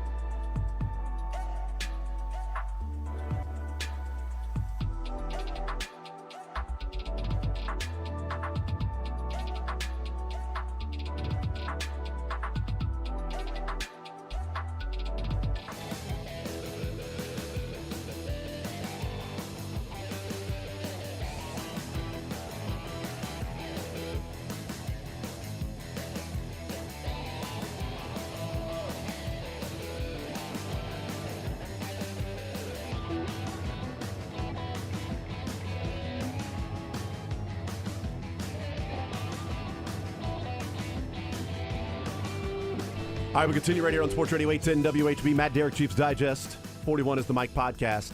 All right, Matt, that's come up the last couple of days. David Bakhtiari in the news talking with Adam Schefter saying that not only is his recovery and surgery and everything good enough to where he feels fresh enough that he wants to play multiple years and not just 1 year and sounds like right he's going off to play into until the the wheels fall off. That's right. Maybe that's the case. His wheels have been falling off though. They've been certainly been staggering there a Needs little bit. WD-40. Yeah, that's true. For sure. Yes, a Yeah, little that less loud squeak. boom you heard was all of Packers fans collectively like having their heads explode when they heard this quote Yes. because he's played like 2 games for them in the last That's right. 3 years. And he's like, I can play a couple more years, right? And the Packers fans are like, so what's that, 5 games if you're playing 2 years? But he also said he wants to play with the next Super Bowl MVP. So the comments there from David Bakhtiari been talked about. Would you be interested in Bakhtiari and the Chiefs kicking the tires and seeing about bringing him in? Kick the tires, absolutely. Bring him in, see how he looks, physical, all that nonsense. I want him to kick tires to see if his legs I actually mean, hold I up. think yeah. I would. Are the wheels mean, falling off? You want to kick the tires to see if the wheels fall off. I mean, it would have to be a very incentive-laden deal for me to be interested. I mean, close to a vet minimum. Chase Young deal. Not much guarantee. Yeah, a lot of roster bonuses and per game bonuses. I think it'd would be have to almost be. all playing time incentives. Like, I mean, and it couldn't be for much. I mean, like I said, I mean, and well, the great thing is that you could throw a lot of not likely to be earned incentives in there. Because anything more than 2 games would be not likely to be earned. So, yeah, I mean, that's from a cap standpoint. I mean, you'd need to kick some of that into next year. Yeah. Even though the Chiefs are in pretty good shape, but hey, if you're going to give him a lot of incentives that would pay him for playing a full 17-game season, then you'd rather take that hit next year than this year. So they could structure a contract like that. I just don't know. I mean, I wouldn't have a lot of faith in that body. And then on top of that, you're talking about a veteran coming in and either competing for or taking the job and snaps from 2 young guys that you're trying to develop. I mean, it really, to me, depends on just how much the Chiefs feel like either Kingsley or Wanye are ready to play left tackle this year. If they feel like that one of them can do it, don't bring in a veteran like that. I mean, if you want a veteran to come in, have somebody. I mean, I just don't know what Bakhtiari's plan is and willingness to be a backup is. So if he's willing to do that, I mean, I still would worry about just taking away snaps from 2 young guys that you're trying to develop. And I say this half jokingly, but his big deal is turf, and we only have 1 team in our division with turf, and we also play the NFC North this year as well. So there's not a lot of turf fields on the schedule with our schedule, which could bode well for us if we want to get him. But like Matt said, it's got to be cheap. Yeah. So I'm with you on what do they have at left tackle with Kingsley and Wanya Morris. Bringing David Bakhtiari in, I don't think is equaling a referendum on what they think of those guys' careers long-term or what their viability is. It could be we're bringing in Bakhtiari because we're swinging for the fences. If Bakhtiari's Bakhtiari, then we've got a fantastic left tackle. If he's not, then he'll compete with Kingsley and, like Donovan Smith last year with Wanya. And if they don't feel like Kingsley's ready to start right now, okay, there's nothing wrong with him competing with Bakhtiari. Or if they don't feel like Wanya Morris has developed enough this offseason to go and play, I don't necessarily think it's going to be like a referendum on what they think those guys can do. My question to you is, as we look at those 2 particular players that are on the team right now that we're looking at going to be starting at left tackle more likely than not with Wanya and Kingsley, do you draw any assessment or takeaway by Wanya Morris getting reps at guard through OTAs where, like Jawan Taylor wasn't getting reps at guard, he's a tackle. Kingsley getting reps at tackle. But Wanya they've put in at guard in a few things. Does that say anything to you, or is it Andy Heck saying our 5 best offensive linemen we're going to get out there? Like, is there anything to glean from that he's getting some run at guard? It says a little bit to me. Okay. Because you could certainly say, we're just cross-training everybody. Well, but Trey Smith's not taking snaps at tackle, and Kingsley's not taking snaps at guard. You just have one guy who's doing that. So is that kind of saying, okay, wait a minute, maybe this guy is the second guy right now up, so maybe we want him to be ready, or maybe we just want to see what would look like if, hey, Kingsley, if he's going to be the left tackle of the future, we know Jawan's going to be the right tackle for the next couple of years. Do we want to see what Wanya would look like at guard? Because tell you what, this team might have 3 openings on the interior next year.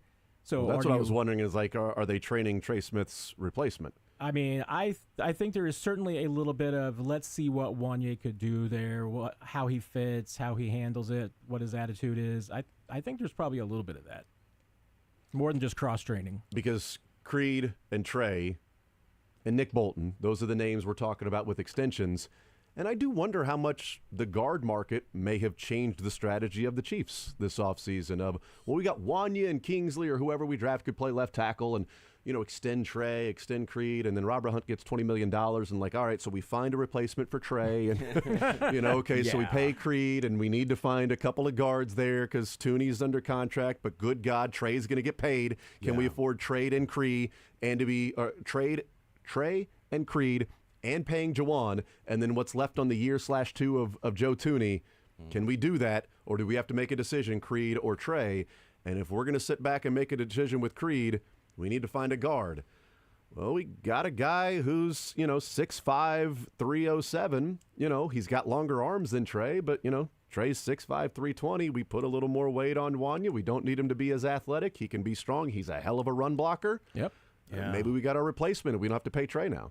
And if you go out and get David Bakhtiari, they've changed the IR rules, so you can bring him back, 2 or 3 times. Exactly. You can do it twice now. You can designate him twice, which you may have to. Now it makes more sense for David. Yeah, that's right. Yeah, I think it's interesting as far as obviously Wanye being a great run blocker. That's his calling card, at least as we saw last year.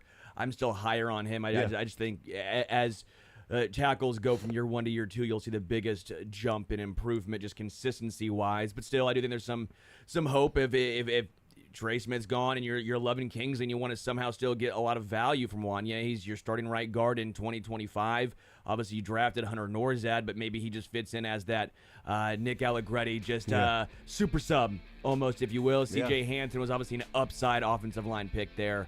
I don't hate it, though. Like, I get it. You're not seeing Kingsley take guard snaps, but versatility is what this Chiefs offensive line thrives on. We've seen it in the past, and we'll see it again, and Wanye might be that versatile guy. Might be. Matt, always versatile. Always love having you in. And like I said, this is my best hour of the week. Love it. You guys are the best. It's easily ours as well. Sarcasm. Once again, 100% truth, Dylan. I'm looking right at his eyes. I still can't tell. He's one heck of a liar. Here, I'll look for the audience on the various streams. I'm being serious. I think your camera's over here now. Oh, my camera's over here? Yeah. Well, now you can tell. I'm being 100% serious. I still think he's kidding. Matt, love you, brother. Appreciate it. Love you guys. Rustin Dodd next.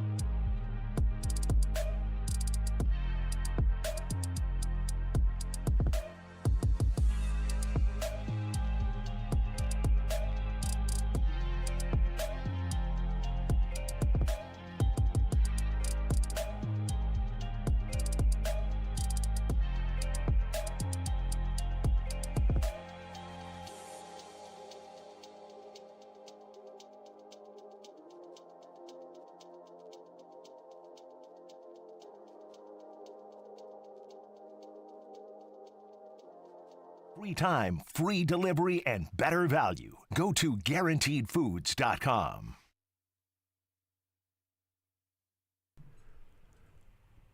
I will continue right here on Sports Radio 810 WHB. Jason Anderson with you, Sterling Holmes, Dylan Michaels. Thank you to Matt Derrick. Chiefs Digest 41 is the Mike podcast. We got cuts coming up later on in the show. Let's talk some baseball now. Rustin Dodd from The Athletic, formerly with the Kansas City Star, does a great job covering baseball and features there at The Athletic, joining us here in the zone. Rustin, welcome into the show. How are you, sir? Hey, Jason. Good to talk to you again. I'm doing well. Well, we appreciate it. You know, we were going to have you on to talk about the story that you wrote with Bobby Witt and the Royals and what's taken place, you know, since they, moved on from Dayton and certainly this year. But I want to start off with last night's game that took place with San Francisco and St. Louis at Rickwood Field, and what you wrote about Willie Mays and the song. I thought that was a really interesting angle of so many different things that have been written about Willie Mays, but sort of the looking back at to when he was turning into an icon across the country, as opposed to like, this guy's a really good baseball player and we love watching him play. And now it's, oh wait, he's more than just a baseball player. He's getting endorsements and people are writing songs about him. Yes. Well, yes. Thank you. So I just did a very quick story about Willie Mays, the famous Say Hey song. It's by this group, the Traineers. They came out in 1954. And just sort of the background of the song and how it was written. And it was, coincidentally, there was a connection to Rickwood Field because this press agent who was sort of behind the song had been promoting Jackie Robinson All-Star Barnstorming Tour that was going through Birmingham in late 1953, and he actually met Willie Mays during that tour. And so there's a whole kind of backstory to it. But yeah, I was just, it's fascinating to think about this stuff because, Willie Mays, he's sort of like, like wallpaper, he sort of just like always has been, he always will be. He's just sort of, he's there. But to actually think about like his career at that point, it's kind of fascinating to think about his rise because he debuted in 1951. Then in 1952 and 53, he mostly was in the military. He played a little bit in 52. And then he came back in 54 and he won the MVP that year. He won the World Series. But even before that happened, like he was thought of as this sort of transcendent superstar. Sports Illustrated in 1954, this is before he won the MVP and before he won the World Series and made the catch that year, they called him one of the best players of all time. Like he had only been a rookie and then been in the military for 2 years and was in the midst of an MVP season. And so I guess they really called their shot, or maybe everybody sort of called their shot with this guy at the time. But it was sort of an understanding that he was sort of the one in 1954, sort of like, like a LeBron or something from a different age, where it's just sort of everybody sort of knew like baseball was sort of in a golden age at that point with the players that were in the league and had come into the league. And here was Willie Mays, and like he was going to be the guy. And it's sort of, interesting to think about it from that perspective. And then, of course, that's what he was. So, anyway, yeah, I appreciate you saying that. It was really good and interesting. And I've thought that, when he passed, some friends were starting to talk. It's like, all right, is he the GOAT? And I'm like, yes, I've considered Willie Mays as the greatest player of all time for a while. And I can't prove it. I can't quantify it. I don't know if it would actually, be reality. But one of the reasons why I think he's the greatest is out of all the players that could go from era to era, like I think Willie Mays could play in today's era. I think he could have played in the 1920s. Obviously, he played in the 50s and 60s, and he was an amazing player. I think he's one of those guys that would transcend eras because of just his ability to play defense, his center field, his ability to hit, the speed, power, all of that stuff. I think he would be a guy that would perform in any era that he played in. No, definitely. And there's something sort of romantic about players up the middle, right? So center fielders, shortstops, catchers, those are kind of the guys we always think of as the most important players on a baseball team. And obviously, a catcher can't really be a five-tool player. I mean, I guess, maybe, but, like they usually can't run, like maybe they don't hit for average, but like shortstops and center fielders, like it's the essence of sort of baseball. And I mean, to tie it back to the Royals, I mean, I think it's why it's why Bobby Witt is called Bobby Baseball, because it's sort of the same thing with Willie Mays. It's like they personify what we think a baseball player should be. Somebody that can do it all. And why, I think people were saying this about Willie Mays this week. They were talking about, like, if you went and saw him play, he might not even get a hit, but he would do something in the game that would make you say, wow. And I think, that's Bobby Witt, right? I mean, it's like he does something in a game. If you're there, if you're watching on TV, where you can see it and say, wow, that was pretty amazing. Just by his pure athleticism and his tools and the way he plays the game. And anyway, I was thinking about that too, as I was sort of thinking about Willie Mays. Well, it's a great transition. Rustin Dodd is our guest from The Athletic, and wrote the story that came out last week at The Athletic around Bobby Witt Jr., Royals build a new culture and enter MLB's modern era. One of the things that when we talk about Bobby Witt and the superstar that he's become right now, and the fact that over the last calendar year he has the best WAR in baseball, above Aaron Judge and Juan Soto and Gunnar Henderson, et cetera. So the last calendar year, you can say he's quite literally been the best, all-around player in baseball. And going back to last offseason, before they started making some of the deals for Seth Lugo and Waka and Will Smith and Stratton, et cetera, that, J.J. Piccolo held the press conference and said, this was a year to where we wanted to find out a number of things. And number one, we wanted to find out if Bobby Witt could play shortstop. And that was a huge question going into last year. And it's funny now, Rustin, looking back and thinking, there was a guy from 10 to 2 on Sports Radio 810. He hosted The Zone. He was an idiot. And he said they're going to have to move Bobby Witt to third because he can't play shortstop at the big league level. Like, he's, the worst shortstop in baseball last year. I don't see it. And now he's one of the best defensive shortstops in baseball. How much do you think the Royals questioned whether or not Bobby, like they said, it's an evaluation year. We wanted to see if Bobby could stick at shortstop. Was there much of a question in their mind that he would stick at shortstop, that they're like, all right, well, we're really giving him the season because we're going to have to move him to third? How much do you think that was a question for them in thinking that, did they have a superstar that was a third baseman or a superstar that was a shortstop? Well, yeah, I mean, I guess the Royals, I remember speaking with J.J. Piccolo about this, and I guess it is one of the luxuries of where the Royals were going into that season, where there's so much more value if he can stick at shortstop. So, you might as well see, and which is sort of what they were thinking. But I think the thinking was, I mean, if you just look at the tools, the athleticism, there was no reason that he shouldn't be a quality shortstop. And even to just get to a league average shortstop, there's more value in what he can do playing that position. And so I think the Royals were just thinking, there's got to be, something, whether it was the speed of the game or just, I think Bobby Witt made a lot of great plays actually as a rookie, but he made a lot of errors. And I think, when you're making all the great plays, but you're making a lot of errors, I think there probably is some thinking, okay, so like the upside is there. It's just like, how do we tighten up the other things? Mm-hmm. And I think that maybe was what gave them some hope. It wasn't like that he lacked the ability. It was he lacked the sort of the I guess for lack of a better word, just like the polish or the tightness in his play.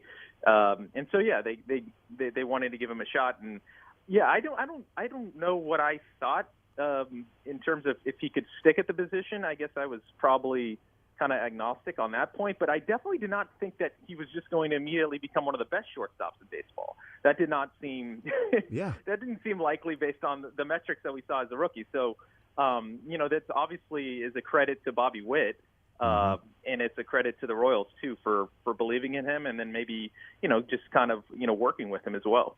And I talked about this with Les Norman. We've talked about it a couple of times, and that you can draft a player that's got all the tools, and you can scout him, be around him, and ultimately, are they going to have the passion and the love for the game? Are they going to have the drive, the work ethic, everything that can take you from being a good player to a great player to an elite player to a Hall of Fame, one of the best?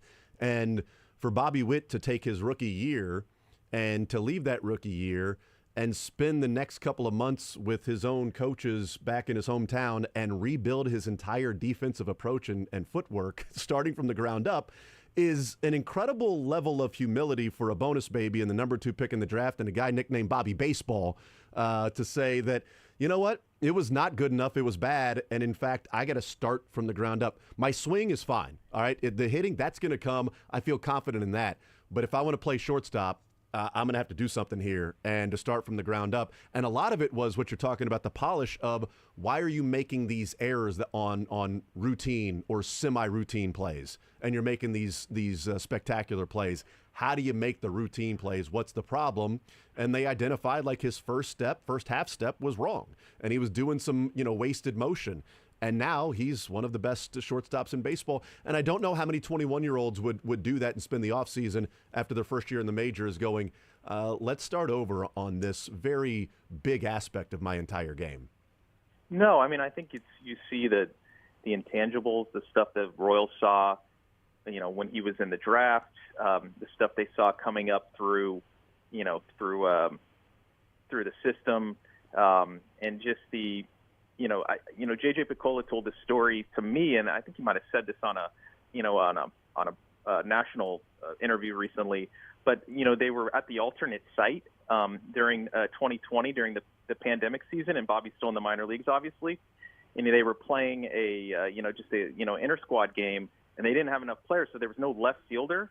And there was a fly ball into left field, and Bobby Witt just took off, the kind of way we see him, track those balls nowadays. But it was like fully into left field, and he like sprinted all the way out there and made it, a really valiant attempt at it. The ball tipped off his glove, and he was so upset. And he he came back in, and I think the punchline of the story was JJ was like, Bobby, you got to ease up a little bit. Like, there's no use like getting hurt out here on an alternate site inter squad game. And he was like, no, I got to make that catch. And JJ was like, usually we're going to have a left fielder. And anyway, but yeah, I think doing this story, I didn't spend a lot of time talking to Bobby Witt on this story, but the one thing that came across was that personality wise, he reminds me of Mike Trout. And I have, interviewed Mike Trout a few times, and I think there's a lot of similarities in about the way they go about their business. Mike Trout, not a big personality. He's not, he's not a big talker, but teammates love him, and there's sort of an innocence about Mike Trout too, in the way that he treats people, and the way he conducts himself, and the way just sort of a simple-minded focus about just loving baseball and enjoying things. And I think you see that with Bobby Witt. I think they really do different positions obviously, but like very similar in the ways they go about their business.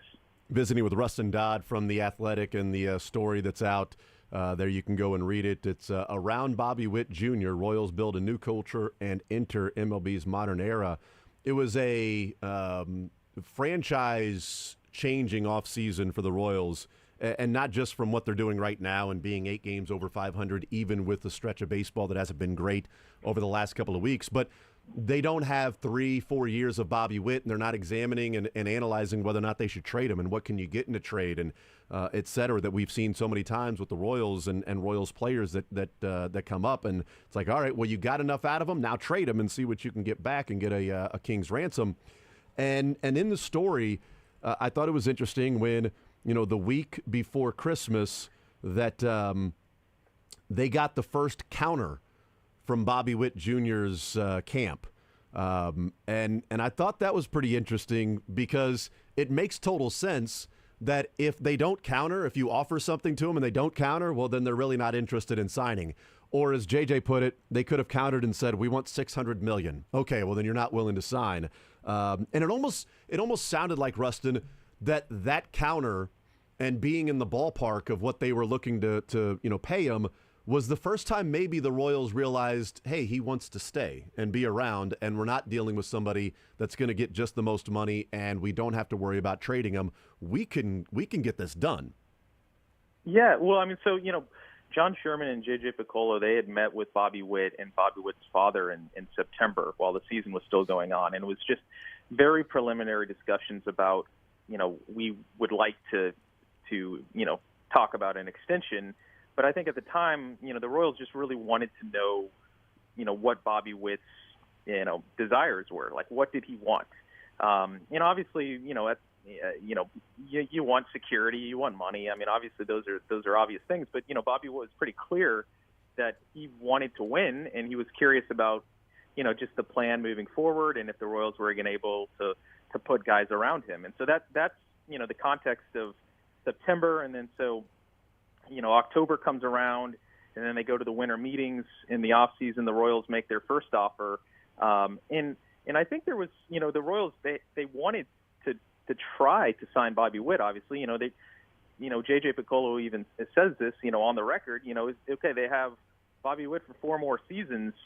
If you're not going to sign him, you think, okay, 4 seasons, but then, all right, so then when is the proper time to trade him? When it's 3 seasons left, when it's 2 seasons left, how do you maximize the value? And so that decision was coming up really soon if they don't sign Bobby Witt to an extension. So, they wanted to sign him, and then the question becomes, all right, so he wants to win. He wants proof that we can put together a winning team. So do we go hard after him first, or maybe, okay, now actually let's look out, how do we fix our team this season? So they sign Lugo, they sign Seth Lugo, they sign a Will Smith, they go on and sign Michael Wacha, they sign a couple other relievers, and that was right around the time that counter offer showed up. And so it could be a little bit of coincidence, could be a little bit of timing. It's a 2-week lag after the winter meetings after they'd given that first offer, but it's also it's right around the time the Royals are really putting a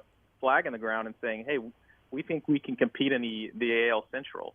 And so, yeah, I think it was kind of an important moment for the Royals saying, okay, this is something we can work with. And it took another 6 weeks to sort of to hammer out the deal. But I think that was the moment they thought, all right, he's serious about possibly wanting to stay. Well, and I think you can make the argument that there's almost taking less money if you're Bobby Witt to stay with the Royals. Like Patrick Mahomes gets credited a lot because when he signed his contract, he then called Chris Jones and said, "Hey, get the deal done. I left money on the table." And Chris Jones jokes about how you leave money on the table with a $500 million contract, but apparently Patrick Mahomes did.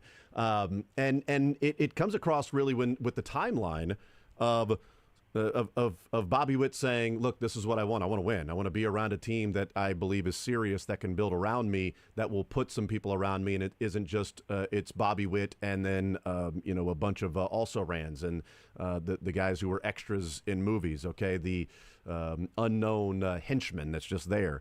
And so if that was the case, if that's what he wanted, and the Royals go and spend $100 million in the offseason on Wacha and Lugo and Renfroe and the different relievers that they brought in, and then Bobby agrees to what the Royals are willing to meet in the middle for, it's in essence, taking less money, because he could have just said, hey, I want $400 million. I'm going to get $400 million if you trade me or whatever in an extension. I want the most money I can get. But it was the Royals spending money on other players that allowed or told Bobby Witt it's okay to come down in his price a little bit to then stay with the Royals. Yeah, no, certainly. I mean, I asked J.J. Piccolo about this and asked a few other people in the organization, you guys lost 106 games last year. What gave you the confidence to add pieces? And I think they really thought that this is kind of the best way to kind of show Bobby Witt that they were serious. And they also, he also said that, you're looking at, okay, so you got Bobby Witt, if you don't sign him, you got, 4 more years of club control. But then that trade question becomes a thing very quickly. You still got Salvador Perez sort of on the very, very back end of what could be considered his prime, but you've got him under contract. And so how do you maximize the Bobby Witt years if he's going to be gone in a few years? And it's so, I think there was some thinking like, all right, this is the best course of action to convince Bobby Witt to stay. And if we can't get the deal done, we also still got to kind of maximize these years that we have a superstar player. And so that did make sense to me, just sort of in the thought process. But obviously just getting Bobby Witt done and getting those 3 extra years of club control, you can kind of map things out. I remember when the Houston Astros were kind of going through their kind of their early, tanking situation. And the first player they extended was Jose Altuve. And I think it's easy to forget now, but Jose Altuve was with the Astros for many years before they won anything, right? Years before Correa showed up, years before Bregman showed up. But he offered sort of stability, as you're building the rest of the roster. And I kind of feel like, Bobby Witt offers that too. It's just like that player in the middle of everything that you're going to have through the rest of this decade. And it just makes it so much easier to draft and develop and build around him. Visiting with Rustin Dodd from The Athletic. Last one for you. You've covered the Royals and been around the organization and the previous regime, et cetera. And now J.J. Picollo, who was promoted from within and was the right-hand man for Dayton Moore. And there was a lot of skepticism immediately when John Sherman made the decision to elevate J.J. Picollo. It was going to be, this is just going to be the same old, same old. It's going to be more of the same because it's Dayton Moore's guy. Being around and seeing how, the inner workings and the org chart and the different people in different positions with different skill sets, how much different is J.J. Picollo's front office, coaching staff, running an organization philosophy versus, how Dayton Moore did it for, almost 20 years? Yeah, I mean, I think it's a couple of things. So I think there's always like a tendency to think about things in the extreme, right? So like, the Dayton Moore regime, they were doing nothing right, but now they're doing everything right. And that's just really kind of not how it works, right? So, I think the difference, I think J.J. Picollo is a lot different than Dayton Moore in a lot of different ways. But I think the one thing he would say is that the Royals didn't want to throw out their foundation. They felt like they were doing a lot of things well. They won a World Series, but even in this last rebuilding process, beyond the success of 14 and 15, that they felt really strongly about sort of the foundation of things. In his words, it was more like diversifying their thoughts, sort of balancing out their thoughts. He told me a story that I found pretty interesting was, back in the 2017, 2018 kind of time frame, he was, doing a lot of stuff in player development. So he'd spend, a lot of time in the fall in Arizona in instructional league. And for various reasons, like the Los Angeles Dodgers, they're down there as well. And, you play games against teams that you can get games against, whoever wants to play. And for reasons that I'm not sure of, but like the Dodgers, they love to play games in instructional league. So the Royals were always playing the Dodgers. And JJ is telling this story about how, he's watching the Dodgers instructional league teams and, looking at players that he saw in the draft and kind of the way they were developing, and just kind of fascinated by the way they would build, could take, a fourth or fifth or sixth round pick. And all of a sudden, a couple of years later, that guy's a top prospect. And so he was kind of curious about the ways the Dodgers were doing stuff. But what really kind of made him curious was when the Dodgers went out and hired a pitcher for their player development minor league kind of system, a former pitcher who had pitched for the Royals, and JJ's thought was like, this guy is not the typical Dodgers kind of guy. He's not like an analytic forward kind of thinker. I mean, this guy is like he's a red ass. Like he's just like he pick the ball and pitch, right? Like he's that kind of guy. And so I think he was just constantly thinking of like, okay, how do we find balance here? How do we find that perfect balance between analytics and pushing things forward and also not losing, the touch, like the human touch, the kind of player forward or player centric kind of culture that the Royals had developed. And if the Dodgers, who are thought of as sort of the gold standard, if they could find that balance, like the Royals could find that balance. And I think that really kind of gave him sort of a template, might be an overstatement. I don't want to overstate, but just gave him a kind of a thought in his mind. And so I think that's really been what the Royals have strived for. They made all these new hires, manager, player development pieces from a lot of different organizations. And I think they've tried to find ways to strike that balance between, challenging what they were doing before and trying to do things in new ways while also kind of retaining, what they had built over, a decade and a half with Dayton Moore. Rustin Dodd of The Athletic. Rustin, great stuff as always. Really appreciate the time. Love the piece there.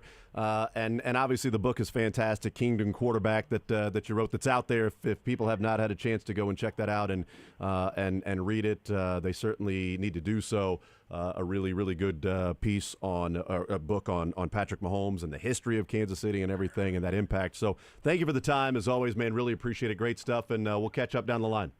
Awesome. Thanks, Jason. Absolutely. There's Rustin Dodd. Great stuff from him, man.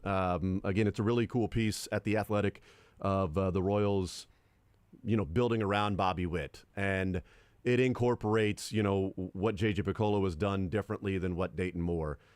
And that story there talking about the Dodgers, that it's like, okay, well, the Dodgers are the gold standard for the analytics and development from the numbers side of it. And they'll take a guy who was a 4th or 5th rounder, and now all of a sudden he's a top 100 prospect because it's all analytics. And then he goes down there and they've got some red-ass, pitcher that comes in for player development that's old school and not like new age. Let's look at the pitch framing. Let's look at the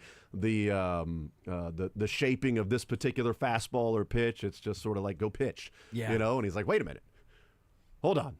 This is the gold standard of analytics, and they're using somebody that's sort of the human. that's what we do, and that wasn't working. So I thought that was an interesting sort of anecdote about how do I build my own franchise? How do I go about it the way that I want to go about it? Because I think there's a tendency in any business that if you are working so closely with somebody who's your boss, and this is the person you answer to, and you're the second in charge, you're an assistant coach for a long time. You're the co-host of a show. Either way, yeah, that could be the case too. and you get a head coaching job. Like, I do always wonder how long it takes that person to find their voice, to go from, well, this is what I learned how to do it from this coach, and I learned how to do it from this particular boss, to now, no, I'm doing it this way because I've seen it work, and it's better for me to do it this way. Like, how long it takes you to do that. I think JJ was probably trying to figure that out early on, that, we're moving on from Dayton Moore. John Sherman's firing Dayton Moore and hiring me because he doesn't want to continue what is going on with Dayton Moore. Sure. So I've got to make it my own, or I'm going to be a GM for a couple of years and then go back to being, a roaming scout or something like that. That's going to be in the minor leagues. Yeah, and that's what's so hard, is you want to take the good from your mentor, your predecessor, while also understanding that it's not the end-all, be-all. Like Phil Jackson in Tex Winners with the triangle offense, you take that, but you're not taking everything, right? It's like JJ taking the good from Dayton Moore, the personality. We can have personal relationships. We can have human interaction. While also understanding that can't be it. You have to still have the personal interactions while also saying, hey, this is still a business. This is still trying to win. I don't care how good of friends we are. If you ain't a good ball player, you're not going to be here because you're a good dude. You don't just live and win with vibes only. You have to have players. Like Hunter Dozier may have been the best dude in the world, but clearly that was not going anywhere. You have to be willing, and part of that maybe is also with John Sherman, give him credit as well, saying that's a bad contract. I'm eating that money. Yeah. It's not worth it just having him on the roster. Well, and also, not trading Vinny Pasquantino and saying, okay, you can have more money to go and sign Michael Wacha, because I don't want to trade Vinny Pasquantino. Okay.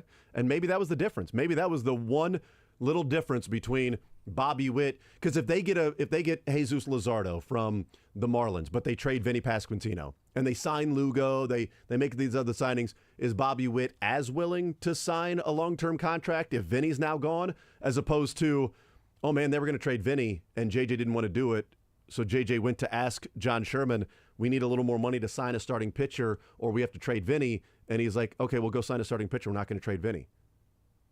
Oh, okay. Maybe I'm a little more on board then if maybe there's even that, sort of a smaller ancillary part of the overall offseason. Well, acting more like you're never going to be the Dodgers. You're not going to be to have the money or the pocketbooks, but you also don't have to be the Rays. You can be in between. Right, yeah, like you can be the Cleveland Guardians, and even more so. Cleveland's not a team that typically spends a lot. If Sherman's already opening up the pocketbooks the way he has already, again, I'm not saying it's crazy. It's never going to be New York, but you have to compare with the other smaller market teams, with the Brewers, Cardinals, obviously, but the Cardinals have that long history. But still, you compare them with those teams. That's where you want to be. That's where your expectations should be spinning-wise. You want to take the good from the Rays and the good from the Dodgers while also understanding you got to spend more in Tampa, and you're not going to spend the same as the Dodgers, but you have to have the ability to draft, develop, identify talent, and recently, with Bobby, again, I know it's easy to say, well, it was obvious. Well, how many obvious 1-1s end up becoming busts? Yeah. There's a lot of Justin Upton was obvious, number one. Yes. I mean, he was a fine player, but he wasn't Justin Upton would be the number one draft if you took the last 5 drafts combined, and they would still take Justin Upton number one. It was Eric Hosmer, basically. Yeah. It was the Hosmer, the Mooses, good player. It was Upton and Gordon, right? Yeah. That was the same draft. It was Upton or Gordon, and if you don't get Upton, well, hey, you're getting Alex Gordon, and this guy's going to be the next George Brett, like an amazing third baseman. He's going to bat 340. He's going to be slugging 500 and getting on base 400. This guy is a gift to baseball, the way that Alex Gordon plays the game. Well, he was an awesome left fielder. And led the Royals in what, home runs and RBIs when they win the World Series in 15. Like, he was a really good player. He had to move positions if that tells you anything. Yeah. But he had to get sitting down to the monitors at one point to learn. Like, right. He wasn't a bust. No, he was not a bust. He wasn't, what we've seen with Asa Lacy and yes. Bubba Starling. But unfortunately. It wasn't Ronald Acuna Jr. It wasn't Bryce Harper. It wasn't Mike Trout. It wasn't Miguel Cabrera. It wasn't. Name a corner. It wasn't Bobby Wood Jr. Yeah. It wasn't a cornerstone player necessarily. Yeah, no, he it wasn't. But I've just been impressed with the turnaround and some of the mindset differences from JJ and Dayton. We can appreciate Dayton, understand the highs were the highest of highs and the lows were the lowest of lows, but some more consistency is what I think JJ Piccolo is trying to bring here. Yeah. The 2014 season is the year Gordon led in home runs and RBIs, not 2015, because Kendrys Morales was pretty badass. As soon as I said 15, I'm like, wait a minute. Kendrys Morales was my number one free agent signing. He probably did also. So, was it 2011, the year he was? Yeah, but Gordon led home runs and RBIs in 2014. We'll take a timeout. We'll come back. We will continue rolling. We'll get into some NFL stuff where there's a different criteria for an award in the NFL that was brought about because of the most recent award given in the NFL for this. And we'll talk about a couple of stipulations in K-State's contract structure for both basketball and football coaches that I think says a lot about the person they have in charge there. We'll take a timeout. We'll come back. More Zone next.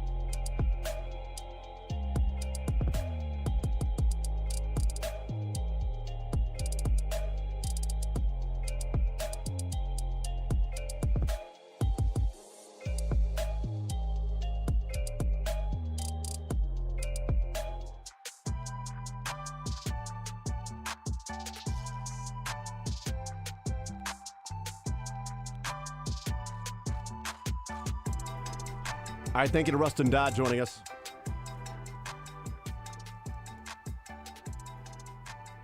A lot of good stuff that that he wrote at The Athletic, really over the last month or so. He has another one that he put out there of what players today, what criticism from older baseball players bothers them the most. Thought that was a pretty interesting angle to take, and a lot of it was the criticism of, well, why don't you just put the ball in play? And the current players are going, yeah, you didn't play with 100-mile-an-hour pitches that moved 15 inches, that had the run on it. So I'm not saying it was easy for you to hit back in the day. I'm just saying just put it in play is very easy to say when you're not facing some of those new pitches. And you're not having a good day. Right, yeah. What do you say? Yeah, that's it. Play down by the bay, make things out of clay, play with some hay. I just may.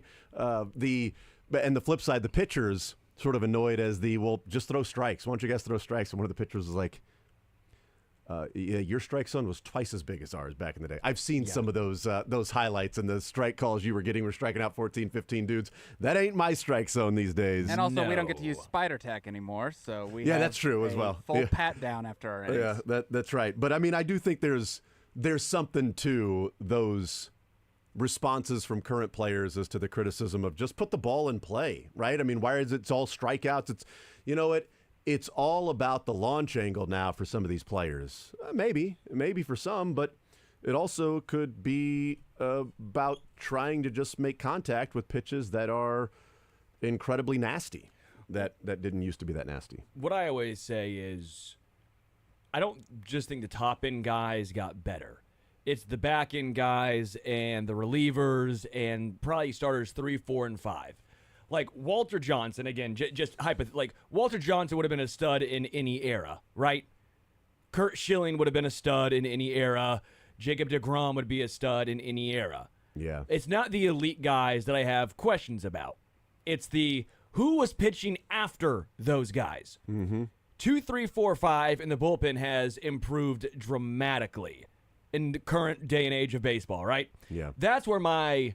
when people say put it in play, okay, you struggled against Walter Johnson, right? Well, now what if there are about 3 of those guys basically in the starting rotation for a team? Yeah. Then what are you going to do?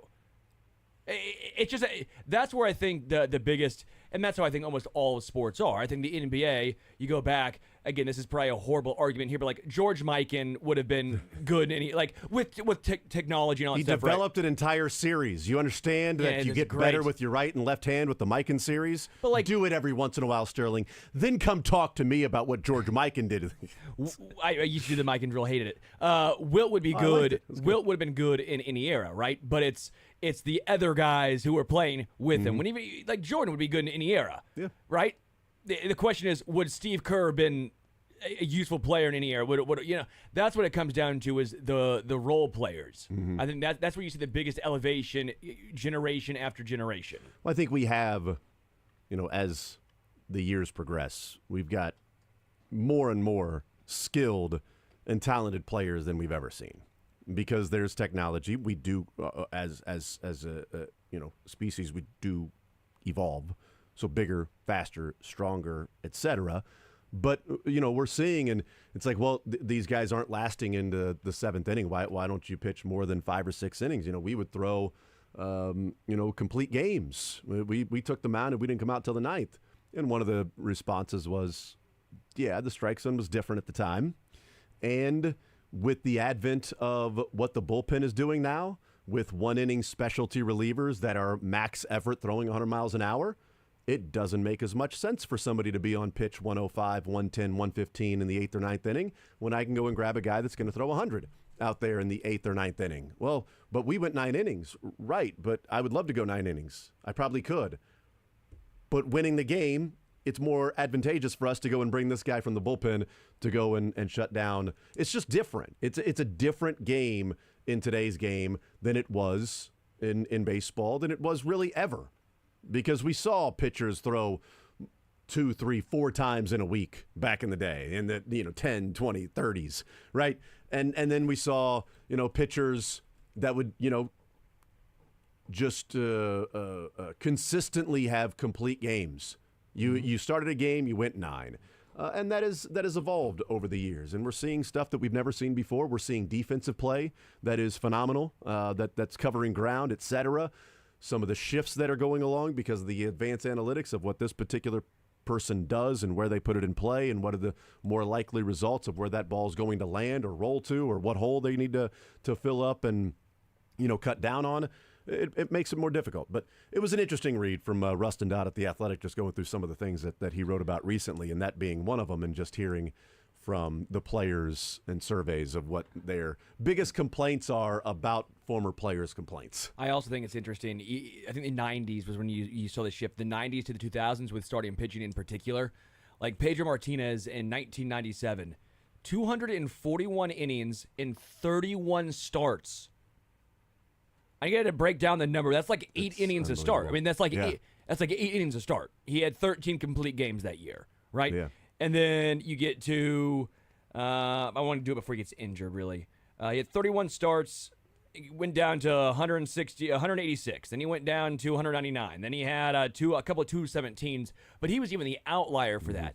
I mean, he never touched 241. He had 233 the next year, and then after that it was around 200. He got injured a couple of times here and there, but my point is you saw that shift start to happen because then teams started to see, okay, maybe we don't have a guy go out because injuries also will start to pile up if he's throwing 240 innings like Pedro was. Like, I just think that the 90s to the 2000s was the real shift in starting pitching philosophy to me. Yeah, and the Royals took it to an extreme. When the Royals went and made it a 6-inning game, it put less of an emphasis on going and having somebody that's going to go 8 or 9 innings as a starter. And if you can build a cheaper bullpen that has an ace-level ability for 3 innings a game, I mean, the Royals put an ace out there any night in 7, 8, 9. Yeah. Like, they had an ace on the mound that it was like, well, good luck. Good luck hitting this guy in the first 3 innings. You're one time through the order. Well, that's what the Royals did in 14 and 15. It was, good luck hitting these guys in the 7th, 8th, and 9th inning. This is an ace that's out there on the mound. You're not going to get to him. So your best chance is in the first 6 innings against that particular starter. And that starter is worth 3 times as much as what those 3 guys are making to pitch the 7th, 8th, and 9th. And the most important part is what they're doing. And so when the Royals did that and changed sort of the economics a little bit, sort of moneyballed it, because Moneyball is just about finding, deficiencies in the market where you can take advantage of something that would be more of a monetary advantage. Where do you see an inefficiency? And they saw it in on-base percentage. And the game is governed by outs. And what happens if you don't make as many outs? Do you score more runs? Are you better?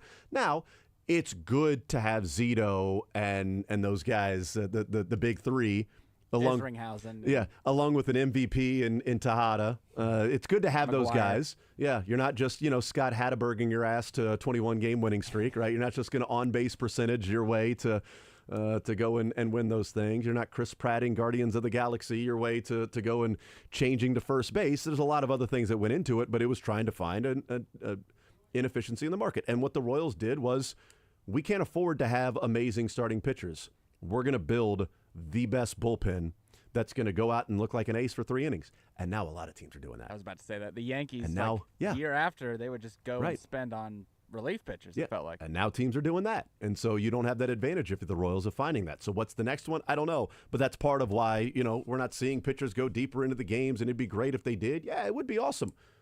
It'd be awesome if Lugo, I thought there was a chance Lugo was going to throw a complete game last night. I really did. And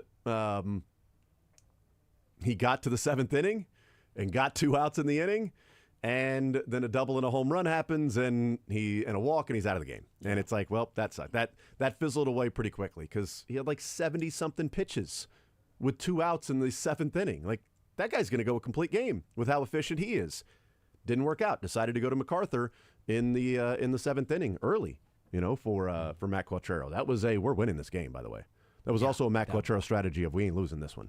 all right, we're going to find a way to make sure that they don't score runs, and we're going to give our offense a couple more innings to try to score runs because we're not going to give up 3 or 4 here and just go into Texas losing 4 in a row and getting swept by the A's. Yeah, went to MacArthur just for MacArthur to white knuckle. White knuckle. It's you're not wrong. Let's take a timeout. We'll come back. We'll continue rolling more zone next.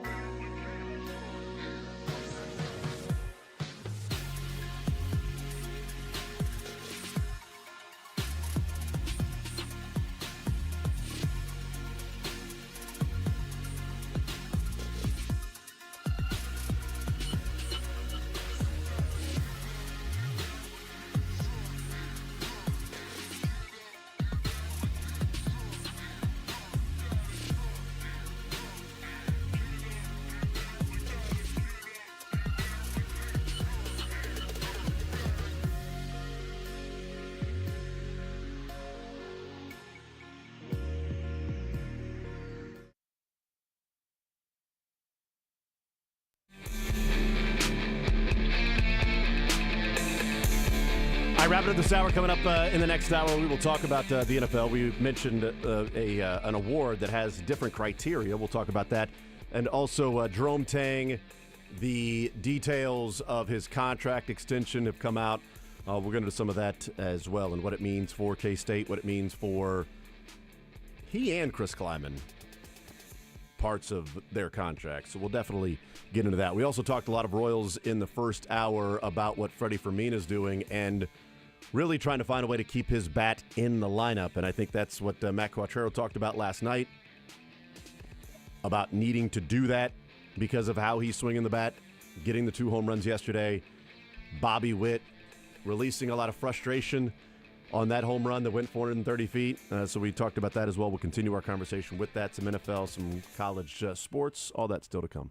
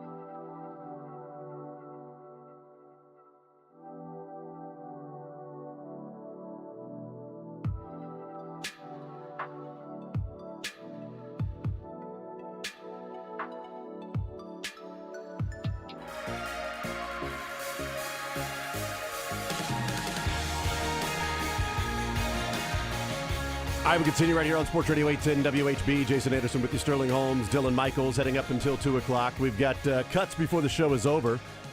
Coming up later on this hour, what happened this week. And maybe last week, since Sterling forgot to do it last week, which is Hey, I'm an honest man. Perfectly fine. Hey, I'm an honest man. Perfectly fine if you forgot to do it. It's not a big deal. Well, No worries. Dylan didn't let me know.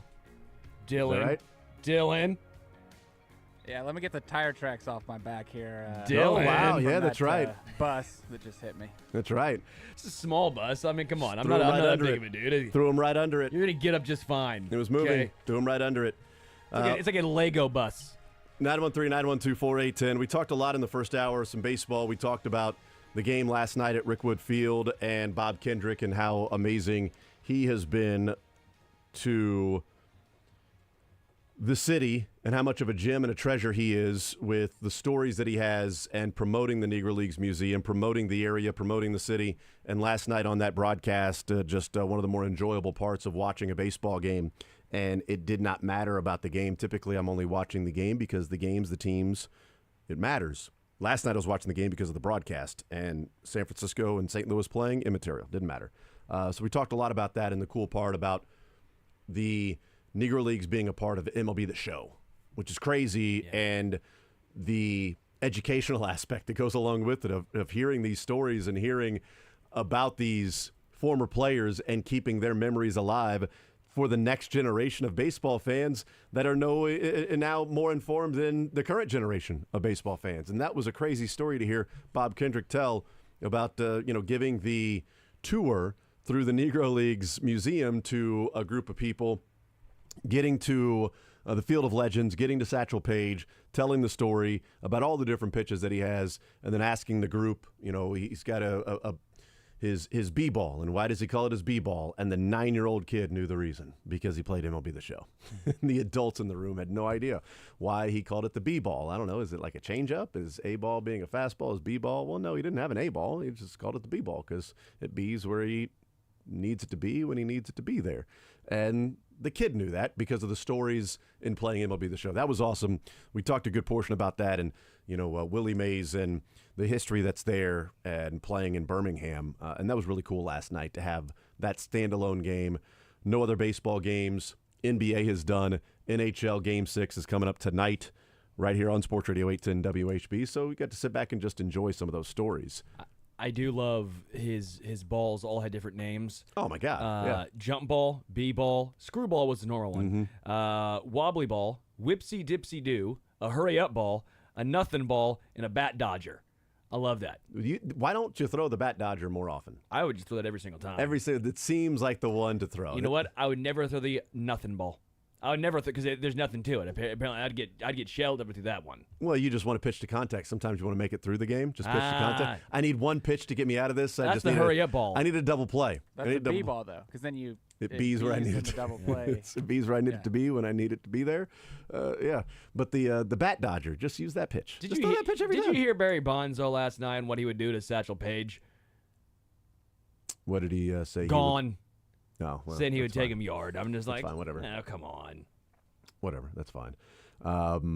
There was a story, was it Willie Mays that was telling the story about Satchel Paige? Oh, man. I thought I had saved the tweet. Maybe it was in a photo that I saved. Oh, here it is. This is Willie Mays telling the story. He says, oh, yeah, we were in Memphis, Tennessee. It was like a playoff game. It might have been in 1948. Satchel had a very, very good fastball, but he threw me a little breaking ball just to see what I could do. And I hit it off the top of the fence. I got a double. When I got to second, Satchel told the third baseman, let me know when that little boy comes back up. 3 innings later, I go to kneel down in the on-deck circle, and I hear the third baseman say, hey, Satch, there he is. Satch looked at the third baseman, then looked at me. I walk halfway to home plate, and he says, little boy? I say, yes, sir, because Satch was much older than I was, so I was trying to show some respect. He walked halfway to home plate and said, little boy, I'm not going to trick you. I'm going to throw you 3 fastballs, and you're going to go sit down. And I'm saying in my mind, I don't think so. If he threw me 3 of the same pitch, I'm going to hit it somewhere. He threw me 2 fastballs, and I just swung. I swung right through him. And the third ball he threw, and I tell people this all the time, he threw the ball, and then he started walking. And he says, "Go sit down." This was while the ball was in the air. Swing and miss. He said that was he was just a magnificent pitcher. And that comes from Willie Mays. And he's like, I'm telling people, he threw the ball and said, "Go sit down," and started walking. And 3 straight pitches, 3 straight fastballs swung right through him. Satchel Paige. But Barry Bonds would totally hit a home run off of him. I love this one, too. Before a game, Dizzy Dean was on the radio talking before the game and said, Satchel Paige has no clue how to throw a curve. So during the game, Satchel Paige came up to bat against Dizzy Dean, was hitting against Satchel, and he struck him out on nothing but curveballs. And then he added just for the rest of his career. He started throwing curveballs. But it wasn't called a curveball though. Was that the bat dodger? Was that the whoopsie doo pitcheroo? He also had the hesitation pitch. He was the original Johnny Cueto. Is that right? Yeah, he's the first hesitation pitch, and I think one of the first eephus pitches.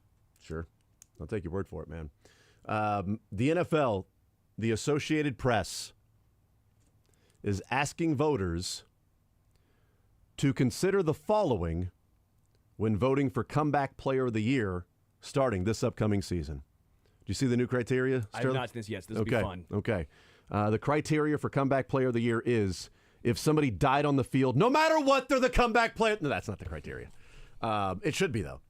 But it says this is what they sent to voters in the AP. It says, quote, "The spirit of the AP Comeback Player of the Year award is to honor a player who has demonstrated resilience in the face of adversity by overcoming illness, physical injury, or other circumstances that led him to miss playing time the previous season." So not sitting at his couch because nobody wanted to sign him, and Joe Flacco. Not being bad at football. Just not being bad at football. They reworded the Comeback Player of the Year because they gave it to the wrong person last year.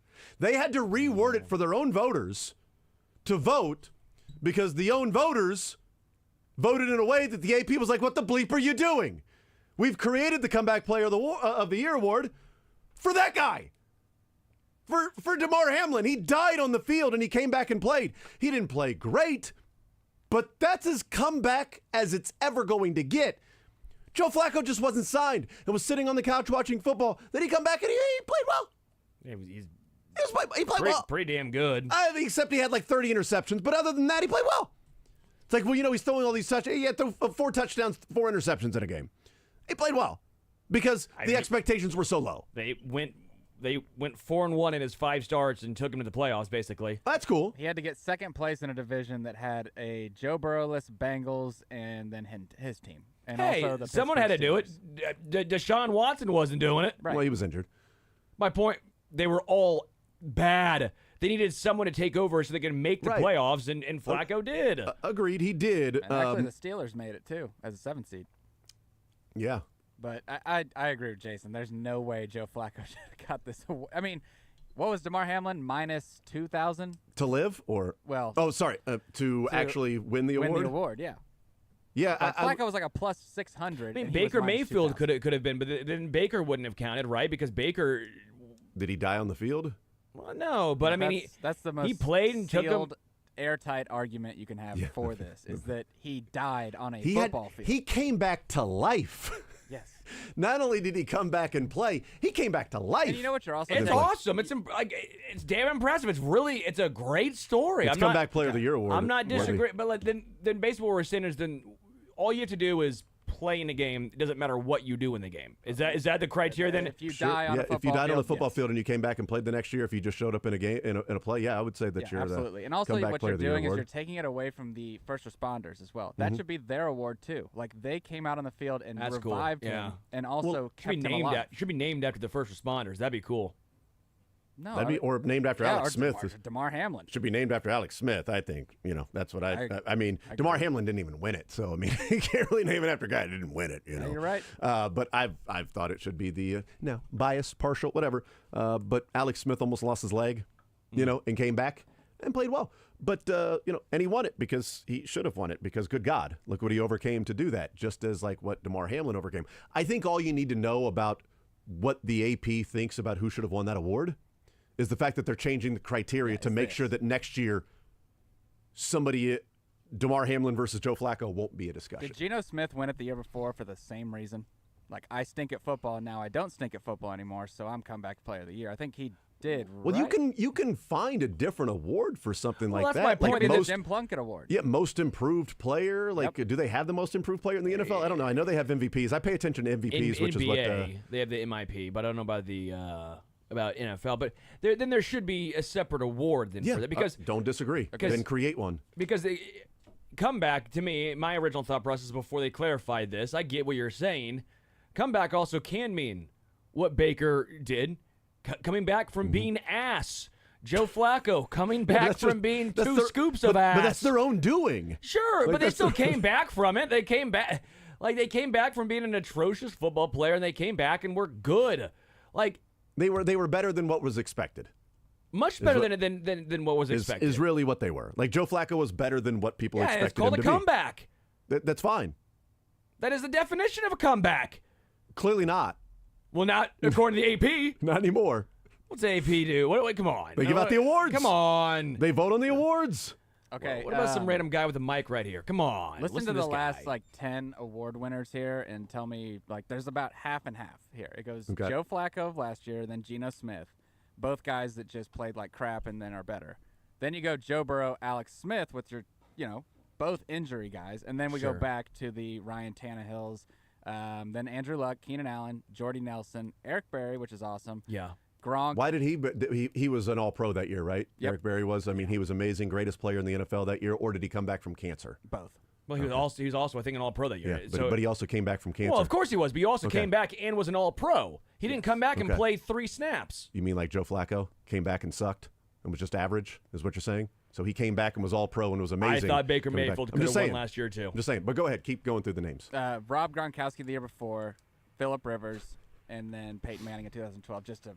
That's the 11th year, but he had the neck injury. Yeah. I think the problem is they are lumping in injuries and performance Agreed. into the same But you can, award. but performance counts as a comeback. Right, but you're having to decipher on your own in an individual voter of do you weigh more the injury or what was out of your control and whatever circumstance you were facing that led to you missing time and then coming back from that. Persevere, like a perseverance award, as opposed to maybe a comeback player of the year award. For me, comeback to me screams Baker Mayfield, Joe Flacco. Perseverance award screams Damar Hamlin, Alex Smith. Yeah. Alex Smith. So either come up with a most improved player award, and that's a Joe Flacco, a Baker Mayfield, something like that, and then the comeback player of the year is Damar Hamlin, or a perseverance award, somebody that overcame something like dying on the field, like Agreed. Alex Smith, like Eric Berry, while also having a comeback player of the year. That's Joe Flacco. He came back into the NFL and he was awesome for what people expected him to be. And the Browns made the playoffs where they shouldn't have. And yes, it was a lot of some other things that went into it. But hey, Joe Flacco played admirably. That's our comeback player of the year. But damn it, Damar Hamlin, that's the Perseverance Award because that guy overcame a lot just to simply go back and play football again. I think that the issue is that they have this one award. Yes. Where there are other sports that have multiple awards that you can separate the injuries and the performance instead of putting them in one bucket. Well, and I'm fine now that they've clarified because before the clarification, Yeah. my thought process was, and again, obviously a lot of the voters felt the same way that I did, where that's great, but you have to come back and play at a high level.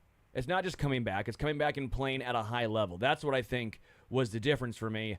Obviously, I think there should have been 2 awards because I think Damar should have been recognized for, again, what he went through. It's the same way Alex Smith did, right? Alex Smith coming back from what he went through, badass.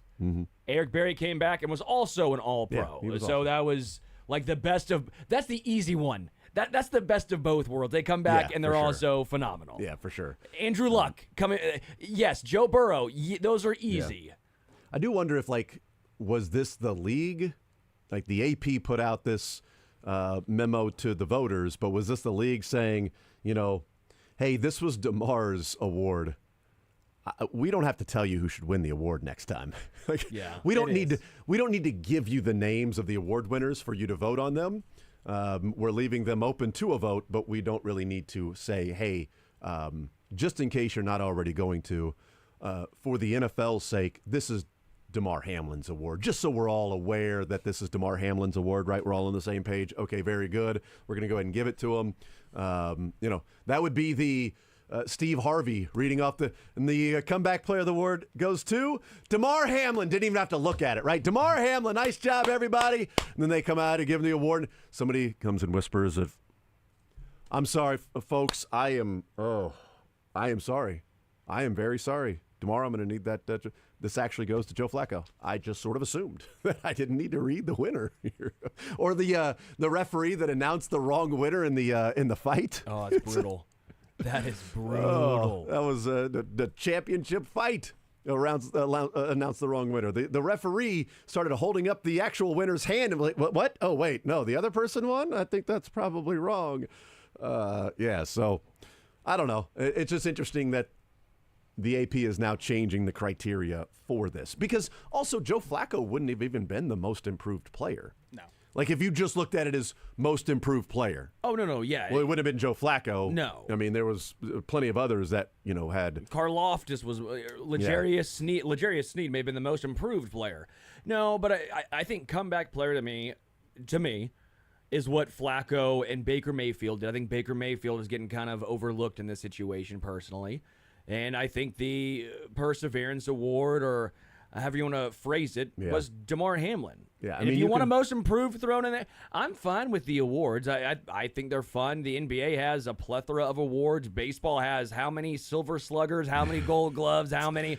Now they've got a platinum glove. The Rolaids reliever, yes. Cy Young. Is it still Rolaids? I don't know if still Rolaids or not. That's what I grew up with. So yes, I know. Me too. It's like, hey, the Rolaids reliever of the year. Yeah, the Tums maybe now. I don't know. It's just I'm fine with adding another or even two. Yeah, so that way there's less confusion. I know. It's whatever. It's also I think they're nipping something in the bud here because as that list I listed off, there were all actual injuries except for the last since 2019, Tannehill, Geno Smith, and Flacco. Maybe they're just like, okay, we see that you're kind of starting to do the played like crap and on a different team played good. We don't want that. Right. Well, Ryan Tannehill this was supposed to be about injuries specifically. Yeah. That's the original criteria for this, and it's sort of throwing in the lack of, because if you're just looking at like most improved player, I mean, year 3 for Nico Collins was unbelievable. I mean, the guy had 2 years in the NFL, had 33 catches, 37 catches, 460 yards, 1 touchdown, 2 touchdowns. And then last year, 80 catches, 1,300 yards, and 8 touchdowns. Like, that's one hell of an improvement from one year to the next. He became a stud receiver, got paid. You know what? In year 3 in the NFL. Like, even if we say, well, let's separate the perseverance with the comeback, Joe Flacco still won comeback player of the year. I think Nico Collins persevered for those bad two seasons. He persevered by not having C.J. Stroud? Yeah. What I'm gathering is Nico Collins is on the same path as Sky Moore. Sky Moore is going to be the next Nico Collins. Is that what you're saying? I love it, except for the 500 yards receiving and 37 receptions that Nico Collins had in year 2. Except for that part. Except for that part. But year 3, the year 3 explosion. Was that what you were saying there, Jason? Right. And Nico also got injured, though. He missed like 7 games in his second year in the NFL, and last year was just unbelievable. You're saying Kadarius Toney. That's what you're saying then. That's what I've been trying to get to the whole time. How did you not read some of these little Easter eggs I've been throwing out there the whole time to get to Kadarius Toney? This was the obvious finish line. We went through a labyrinth just to get to Kadarius Toney. I thought it was a straight line. What Kadarius Toney had to deal with the New York media. Yeah. Fans saying he was injury prone. Yeah. The Chiefs putting him on an injury report when he said he wasn't injured. He persevered. He had to overcome Mahomes telling him to do something and then him not doing it. And by the Joe Flacco criteria, wouldn't Khalil Mack even be a better candidate? I mean, there's also, there's a lot of, Khalil Mack. What did he do the year prior though? It feels like it's almost he had double-digit sacks up in the teens. No. He was phenomenal last year. I meant the year prior to that. I think year prior he was just okay. Just okay. Yeah. Let me just give it because last year he was he was amazing last year. And 17 sacks. The year prior he was a Pro Bowler though, still with 8 sacks. It's tough to go for doubled his Gardner sack Minshew total, was a Pro Bowler as well. So well, Gardner Minshew deserved it. He gets it for the facial hair alone. And the dad gets a Pro Bowler just because he was spawned from that man. Dude, Gardner Minshew's awesome. Let's take a timeout. We'll come back. We'll see maybe it's him. I don't know. We'll see who's lighting it up. It might be Gardner Minshew. He looks like it. More Zone next.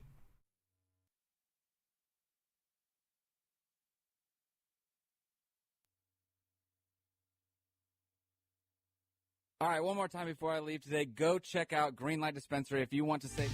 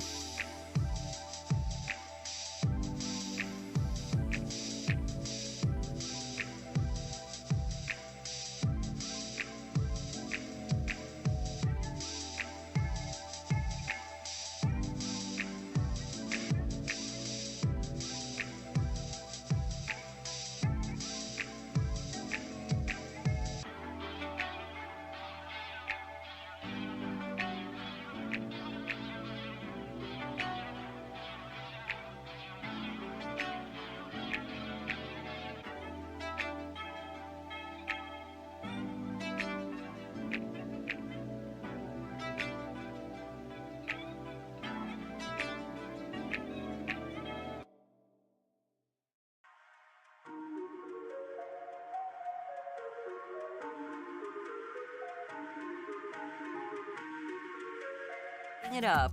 Brought to you by Greenlight Dispensary, Kansas City's #1 trusted source for all cannabis products. Try their new AI Bud Tender to help you shop their huge menu online. Visit greenlightdispensary.com for more info. All right, we head up until 2 o'clock on this Friday edition of The Zone. Let's talk about who's lighting it up. You know, the Royals haven't been lighting it up much over the last couple of weeks. They were for a while. But there is somebody on the Royals that I believe is lighting it up, and he has been for a while. And we discussed this man in the first hour. So mine is going to go to Freddie Fermin, who hits 2 home runs yesterday, who is batting in his MLB career outside of the 7 games he played in 2022. So since he's been getting regular playing time last year and so far this year, total of 115 games, the man is batting .290 and getting on base at .332, slugging .455, OPSing almost .800 is Freddie Fermin. So he is lighting it up, and they have to find a way to put him in. That's right. That's what his bat sounds like right now. That's what his bat, when he makes contact, that's what the bat sounds like right now. He's going up. It's like a Savannah banana. He's walking up there with a bat that's on fire. And you don't want to try to throw to that guy. And he's hitting home runs. He almost had 3 yesterday. He just barely got under the 3rd one. So Fermin doing it almost all himself yesterday at for the offense with the 2 home runs. But he's been really good this year. And I went back to, I've been tracking it since August of 2022. Whatever happened in August of 2022 to what he is now in AAA, what he did in the Venezuelan Winter League. Heck, I should go back and throw in what he did in spring training before 2023 because he was awesome at that time as well. But Major League at bats, AAA at bats, and Venezuelan Winter League since August of 22. This man has played in 215 games and is a combined batting .320, getting on base at .400, OPSing over .900, has Freddie Fermin. So he's lighting it up. Keep him in the damn lineup, man. He's lining it up and lighting it up. Who do you got, Sterling? Who? Sterling. I'm lighting it up. Okay, good. I'm Good for you, lighting it man. up right now. Congrats. Oh, Congrats. It's not 2 o'clock yet. I'm going to go Malik Monk. Malik Monk. Boy, that is so random. It wasn't like I was going to do Freddie for me. That's No, fine. that's- That's fine. it's I wasn't going to use for me. Yeah, but that was just incredibly random. Who are you going to go with? Who are you going to Malik Monk. Okay. Well, he signed a 4-year, $78 million deal, including a player option. And the reason why I say Malik Monk specifically is I said the Sixers should have drafted Malik Monk over Markelle Fultz in 2016, 17, whatever year that was. Now, Malik Monk's not been the best player drafted in that particular class. No, By far, he went 11th overall. But Malik Monk has been better than Markelle Fultz. So for that reason, Markelle Fultz, who was the NBA's 6th Man of the Year runner-up last year, averaged over 15 and 5 last year, just signed that new deal, and it only took me about 8 years for me to say, yes, Malik Monk was a better pick than Markelle Fultz. I knew what I was talking about. Okay. Look at you. Congratulations on that one. That's awesome, man. That's an odd one to go with, but I appreciate you. Dylan, who's lighting it up for you? Who is lighting it up for me is the developers and marketing team at EA Sports. They dropped the Madden gameplay trailer this week, and a much-mentioned gentleman on our show with the new kickoff rules made an appearance at the beginning.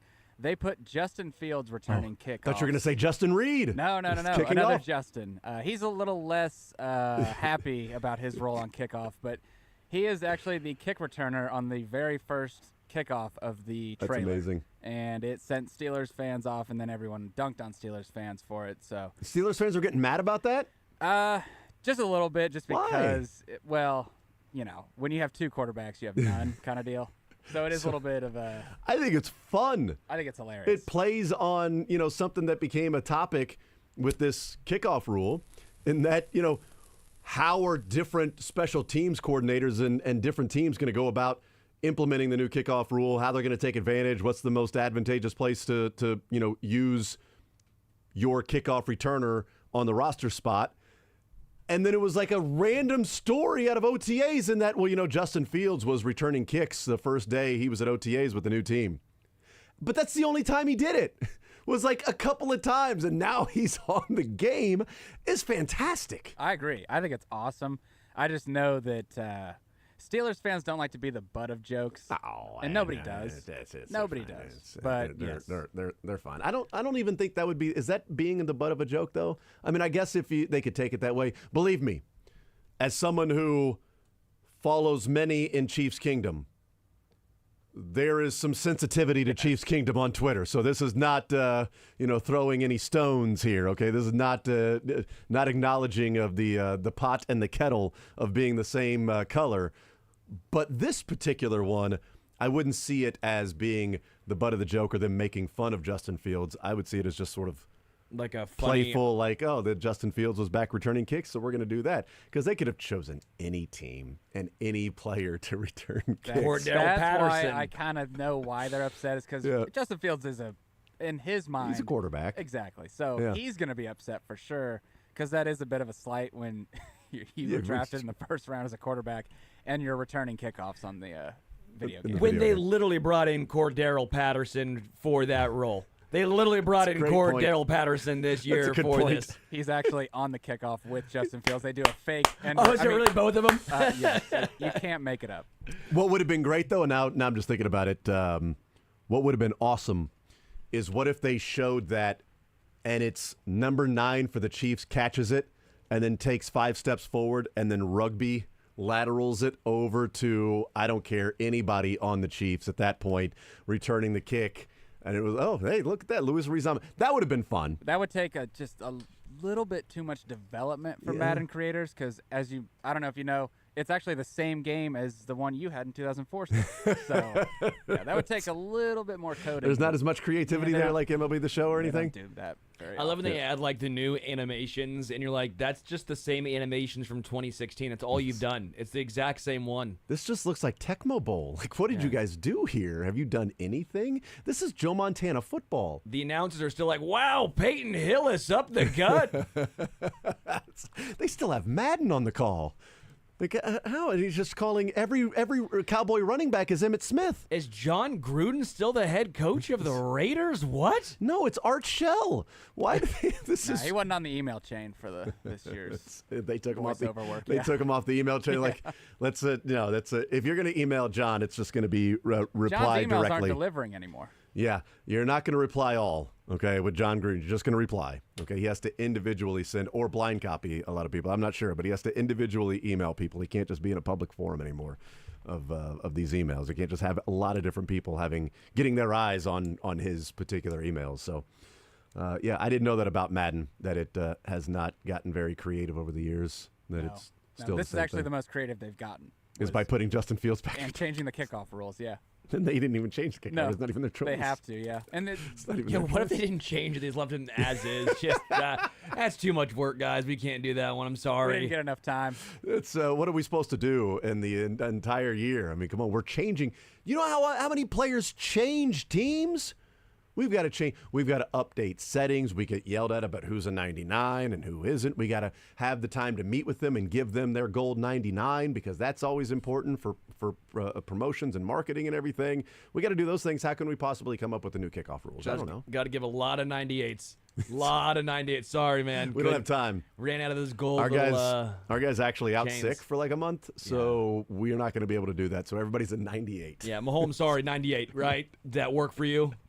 That would be kind of funny if one year we're just going to do 98s. No, we're 99s. tired of everybody complaining about who's a 99, who's not. We're not even going to make public what their numbers are. You don't even get to know. This person, you don't even know if this guy's a 99 speed or not. Xavier Worthy, we gave him an 85 speed. You know why? Mind your business. That's why. Okay? Got something to say about it? Don't buy the game. I bet you will, though. I bet you're going to buy the game, right? You buying the game, Dylan? I'm buying the game and a new console, so so they got me. Yeah, but that's actually because you're buying it for college football, though. Which, though, people are speculating that this might make Madden actually do changes because everyone's so excited about all the changes. What if the college football looks the same as the previous one? What if EA Sports college football is the same as the I can't wait for Why is Chase Woody Daniel. Dantzler the quarterback for Clemson? Chase Daniel's going I off. feel like there have been a number of quarterbacks since him. Brad Smith? What? Everyone's still just their numbers because they're just like, we don't really want to do that. I know we could pay them, but man. Nah. This is weird. Kajana Carter is the running back for Penn State. Why? Darren McFadden. Not even Saquon Barkley. Just McFadden at Arkansas. That actually would make sense because that's the last time anybody cared about Arkansas football. Oh, with McFadden, yeah. Well good done. call. Cuts coming up next.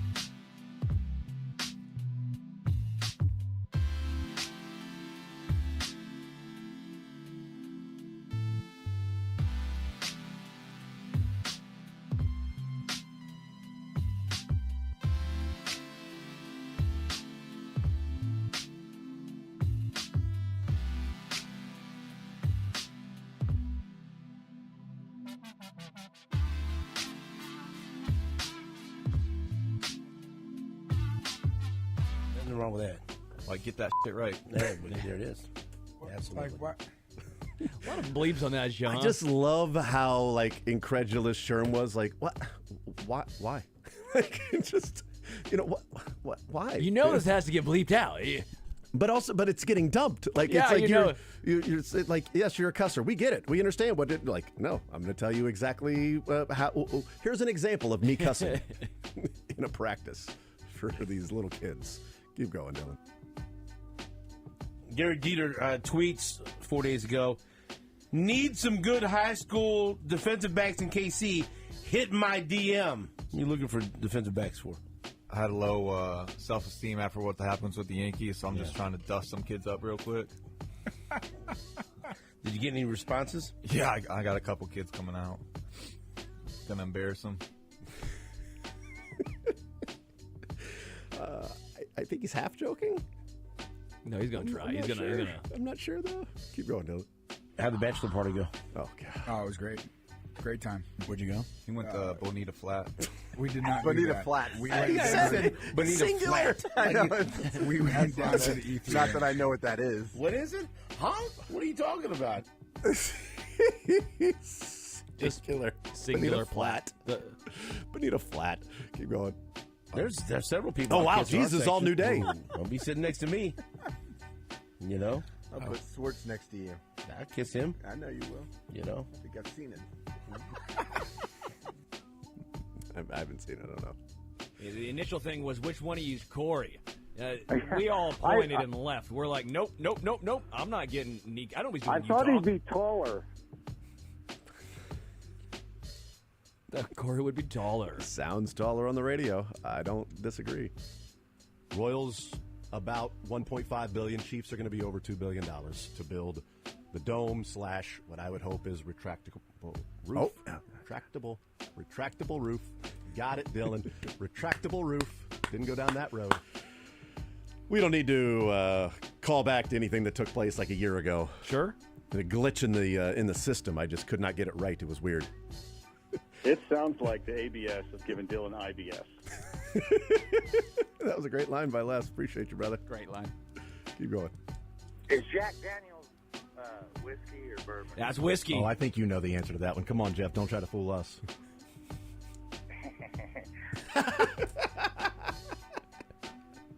We know the answer to that, That Jeff. laugh was great. I think you know during the day on Thursdays before sports or leisure. That's a good, lofty, realistic goal. Thanks, Adam. That was my favorite. Thanks, Adam. That's a great, unattainable, great goal. Good, lofty, reachable goal. That's for a you. good, lofty, realistic goal. Realistic goal. Good, lofty, realistic.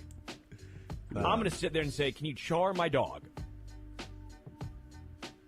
What? I like my dog's charred. He did make a correction. Hang on. I'm going to sit there and say, can you char my dog? Not my dog, Bailey. I love my dog, Bailey. Just to clarify. Hot dog. You said Hot dog. char my dog. Char my dog. If somebody's tuning in, that's all they're Crispy. going to hear. It's odd. You can go to jail for that. 9 feet of meat. That's why it's a challenge. Just keep going, Dylan. It's a challenge. I got it. It's a challenge, not for you. Jason. 9 feet of meat is a challenge. Not for you. Keep going, Dylan. You ever look at him and say, hey, look, I'm Buster Olney. I've probably told you the story before, but it's worth telling again. When the kid was, 13, 14 years old, he was. I knew we were in a fantasy draft, and I knew he was looking at a particular player. And I go up to the player, that day, and I'm like, hey, how's the knee doing? What do you think? And the player gives me the total rundown on where he is, optimistic. Here, I think he'll be back in the lineup in 3 days. And I call my son as he gets off the bus, from school, and I say, hey, Jake, I talked to so-and-so. This is what he told me. And there's a pause at the other end of the line. And he goes, yeah, Dad, but that's not what they said on CBS Sportsline. Your dad is Buster Olney saying, I just talked to this player. I don't know that I can trust you, Dad. CBS Sportsline said he's going to be out a week. Or the player. That's not what they said on CBS Sportsline. Dad, Buster Olney, MLB Insider. That's amazing. That's every parent's interaction. Yeah. Every parent's interaction. I got a big meeting. No, you don't. I do. They're not going to start before you get there. They better not. They won't. Where do you want a the big meeting and you're wearing hey dudes? Come on, man. Mick Schaefer. Is that a Mick Schaefer Yeah, meeting? Mick Schaefer. We got some hey dudes. Pull. Any more, Dylan? I'll do laser, one-hit wonders. All right. I smell sex and candy. What's that? Hold on. Was that a question, or are you just making What's a that? Is that a statement?